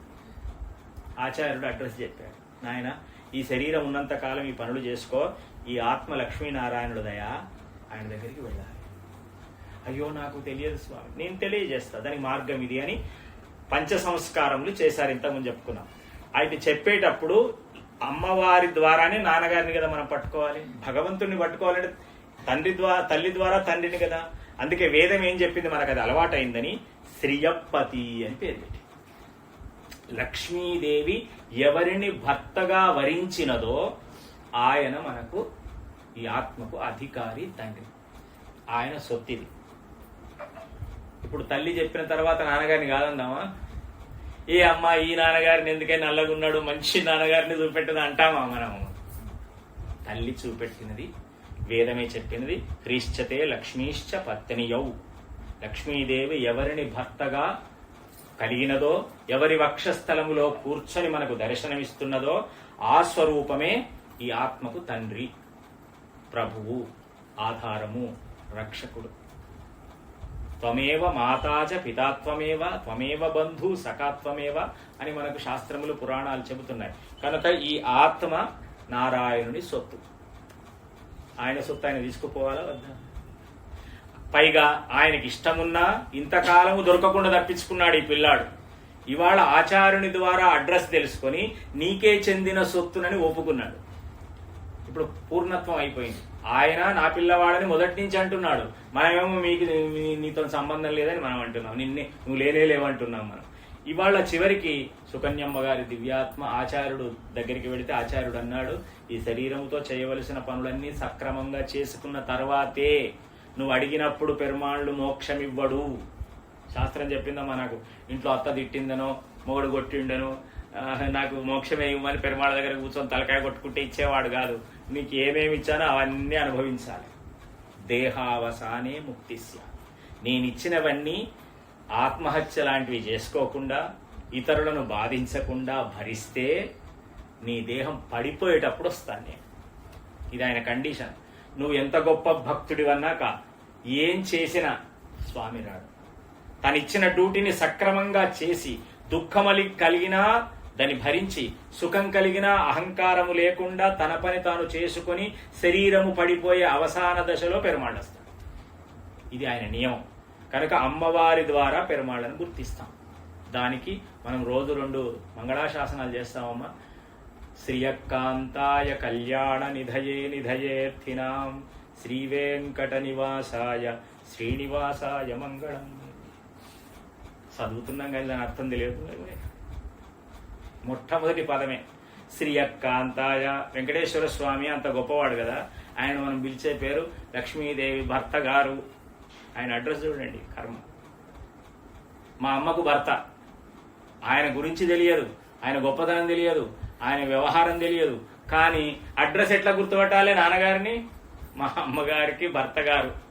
అందుకనే శ్రియకాంతాయ మొట్టమొదటి పదం. రెండవ పదం సంస్కృతం రాకపోవడంలో బతికిపోతున్నాం మనం. అన్ని తిట్లే, అష్టోత్తరం చదివితే అన్ని తిట్లే పెరుమాళకు. నవనీత చోరాయ నమః, ఎంత బాగుంది. తెలుగులోకి మార్చుకుంటే ఏమన్నట్టు? వెన్నెలు దొంగిలించేవాడా, గోపి వస్త్రాపహారకాయనం, ఇది ఇంకా చాలా బాగుంటుంది. గోపికలు బట్టలు ఎత్తుకుపోయేవాడా, ఎన్ని పేర్లు చూడండి స్వామివారికి. అయినా సరే పోనీలేరా, వాడికి అదే సంతోషం, నన్ను స్మరిస్తే చాలనుకుంటాడు. అట్లా శ్రియకాంతాయ మొట్టమొదటి పదం. రెండవ పదం కళ్యాణ నిధయే. కళ్యాణ నిధులట, ఆయనకు అనేక గుణములు కలిగిన, మంచి నిధులు కలిగిన, కళ్యాణ గుణములు కలిగిన నిధి రెండవ పేరు. మొట్టమొదటి పేరేమో మా లక్ష్మీదేవి భర్త గారు. ఎవరైనా పెట్టుకుంటారమ్మా ఈ లోకంలో? ఎవరైనా పలాని వారి భర్త గారని ఇంటి ముందర బోర్డు పెట్టుకొని చూద్దాం, పెట్టుకుంటారా? ఆమె కలెక్టర్ అయినా సరే వీడు పెట్టుకోడు. కలెక్టర్ గారి భర్త గారిని పెట్టుకుంటాడా? అవమానం, అవునా కాదా? మరి పెరుమాళ్ళకి ఎందుకు? మనం అంటే ఆయనకు బాధ కావద్దా? కానీ పోనీ, వాడికి అమ్మ ద్వారానన్నా వాడు నావాడు, నా దగ్గరికి వస్తున్నాడు, చాలా సంతోషమని సంతోషపడతాడట ఆయన. అంత దిగజారిపోతున్నాడు మనకు. ఇది ఇక రంగనాథుని మంగళాశాసనం ఉందామా, ఇంకా అన్యాయం. ఇక రంగనాథ మంగళాచరణం తెలిసిన మీకు? లక్ష్మీచరణ లాక్షాంక సాక్షాత్ శ్రీవత్సవక్షసే క్షేమంకరాయ సర్వేషాం శ్రీరంగేశాయ మంగళం. ఇది కూడా సంస్కృతం రాకపోవడం కనుక మనం ఆనందం. అన్యాయం ఇక ఇదన్న కనీసం లక్ష్మీదేవి భర్త గారు అన్నాడు వెంకటేశ్వర స్వామి. ఇక్కడి నుంచి మనం బయలుదేరి శ్రీరంగానికి వెళుతున్నాం అనగానే స్వామివారు ఆ పడుకొని ఉంటాడు. ఆయన చూశారమ్మ రంగనాథ్ కళ్ళు పెద్దగా ఉంటాయి, ఒక్కడే ఉంటాడు. మావాడు బయలుదేరింది అనగానే ఇంకా పెద్దగా అవుతాడు ఆయన కళ్ళు. వాడు వస్తున్నాడు సంసారంలో ఉండి కూడా వాడు నన్ను మర్చిపోకుండా చూసిపోవడానికి వస్తున్నాడని మంచములో పడిన ఒక పెద్ద మనిషిలాగా ఆలోచిస్తాడట. మంచంలో పడ్డవాడు మా మనవాడు రాలేదు, బిడ్డ రాలేదు అని ఆలోచిస్తారు కదా, అట్లాగే ఈ రంగనాథుడు కూడా పడుకొని ఉంటాడు. కళ్ళు పెద్దగా చేస్తాడట. స్వాగత ద్వారాలు అవుతాయన్నారమ్మ పెద్దలు. అసలే పెద్ద కళ్ళు తామర పువ్వులు విచ్చుకున్నట్టుగా అని చెప్తారు. పుండరీకాక్ష నేత్రములు అని. తామర పువ్వులు విచ్చినట్టుగా ఉండే కళ్ళు ఇంకా పెద్దగా అయిపోయాయి. మావాడు వస్తున్నాడు. మనం వెళ్ళామా, దర్శనం చేసుకొని వెళ్ళి కింది నుంచి పైదాకా చూసిన తర్వాత కొంచెం పెద్ద మనిషి కదా ఈయన పడుకొని ఉన్నాడు చాదస్తం. ఈయన చాదస్తం కొంచెం ప్రశ్నలు ఎట్లా ఉంటాయమ్మా? ఎక్కడి నుంచి వచ్చావు అంటే ఆ స్వామి హైదరాబాద్ నుంచి వచ్చావు. నా దగ్గరికి ఎందుకు వచ్చావు? అయ్యో మా తండ్రి అని వచ్చా. ఎట్లా గుర్తుపెట్టావని అడిగాడట ఆయన. నా తండ్రిని ఎట్లా గుర్తుపెట్టావు? వచ్చి దండం పెట్టావు బాగానే ఉంది, నా తండ్రిని అన్నావు, ఎలా గుర్తుపెట్టావయా అంటే చెప్పాలి కదా.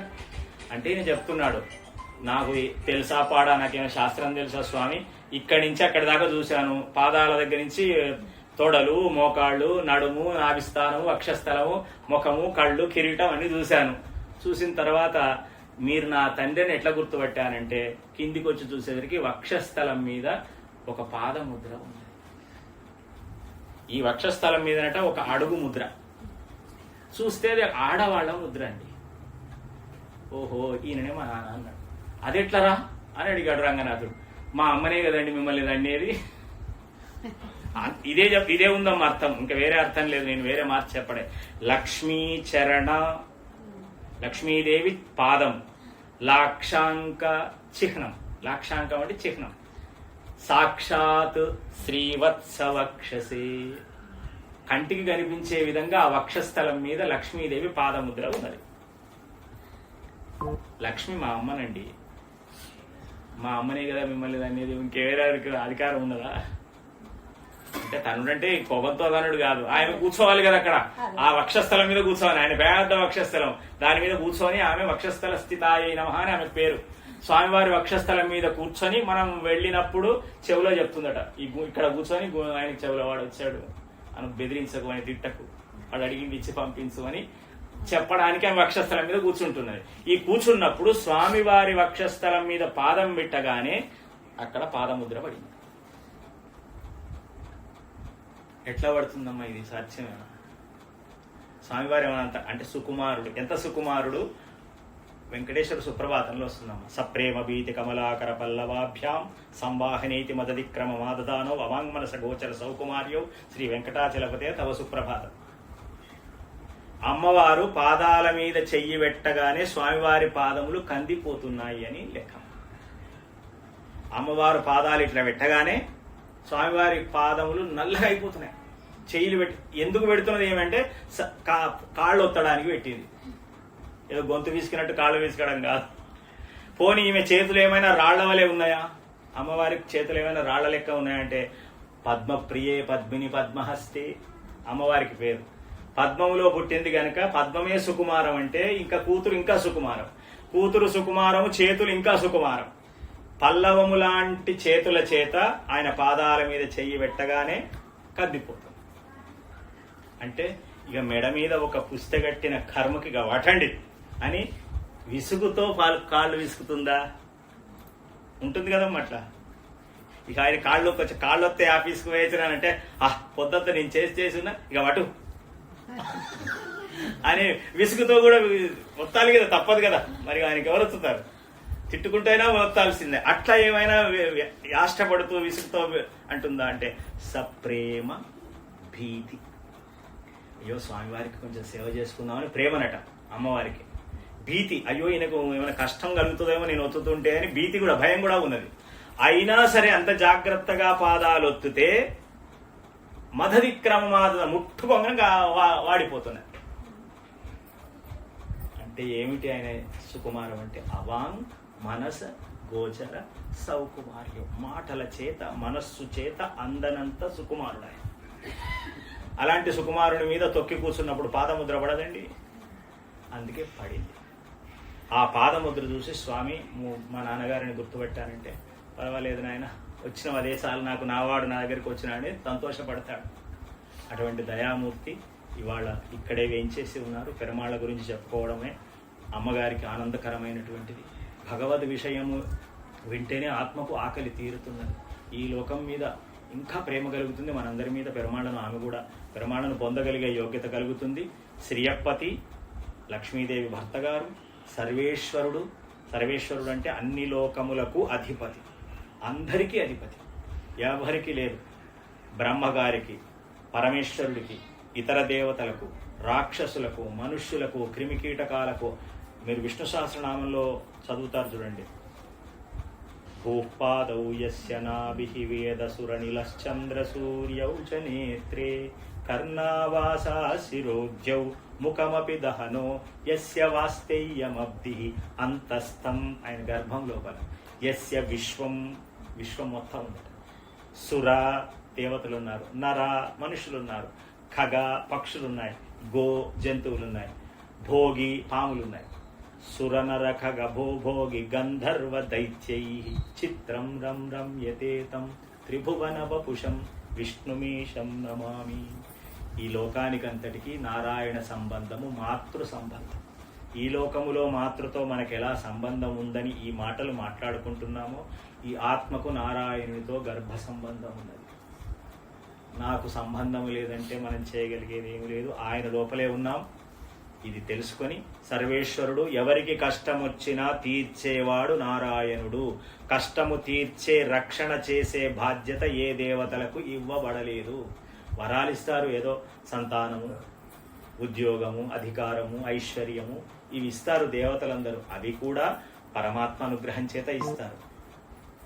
కానీ కష్టం అంటే ప్రాణము పోవుట కష్టము, జన్మలెత్తుట కష్టం. ఈ రెండు తొలగించేవాడు ఒక్క నారాయణుడే అని వేదం. కనుక అలాంటి నారాయణుడు ఇక్కడ వేంచేసి ఉన్నారు, శ్రీమన్నారాయణుడు.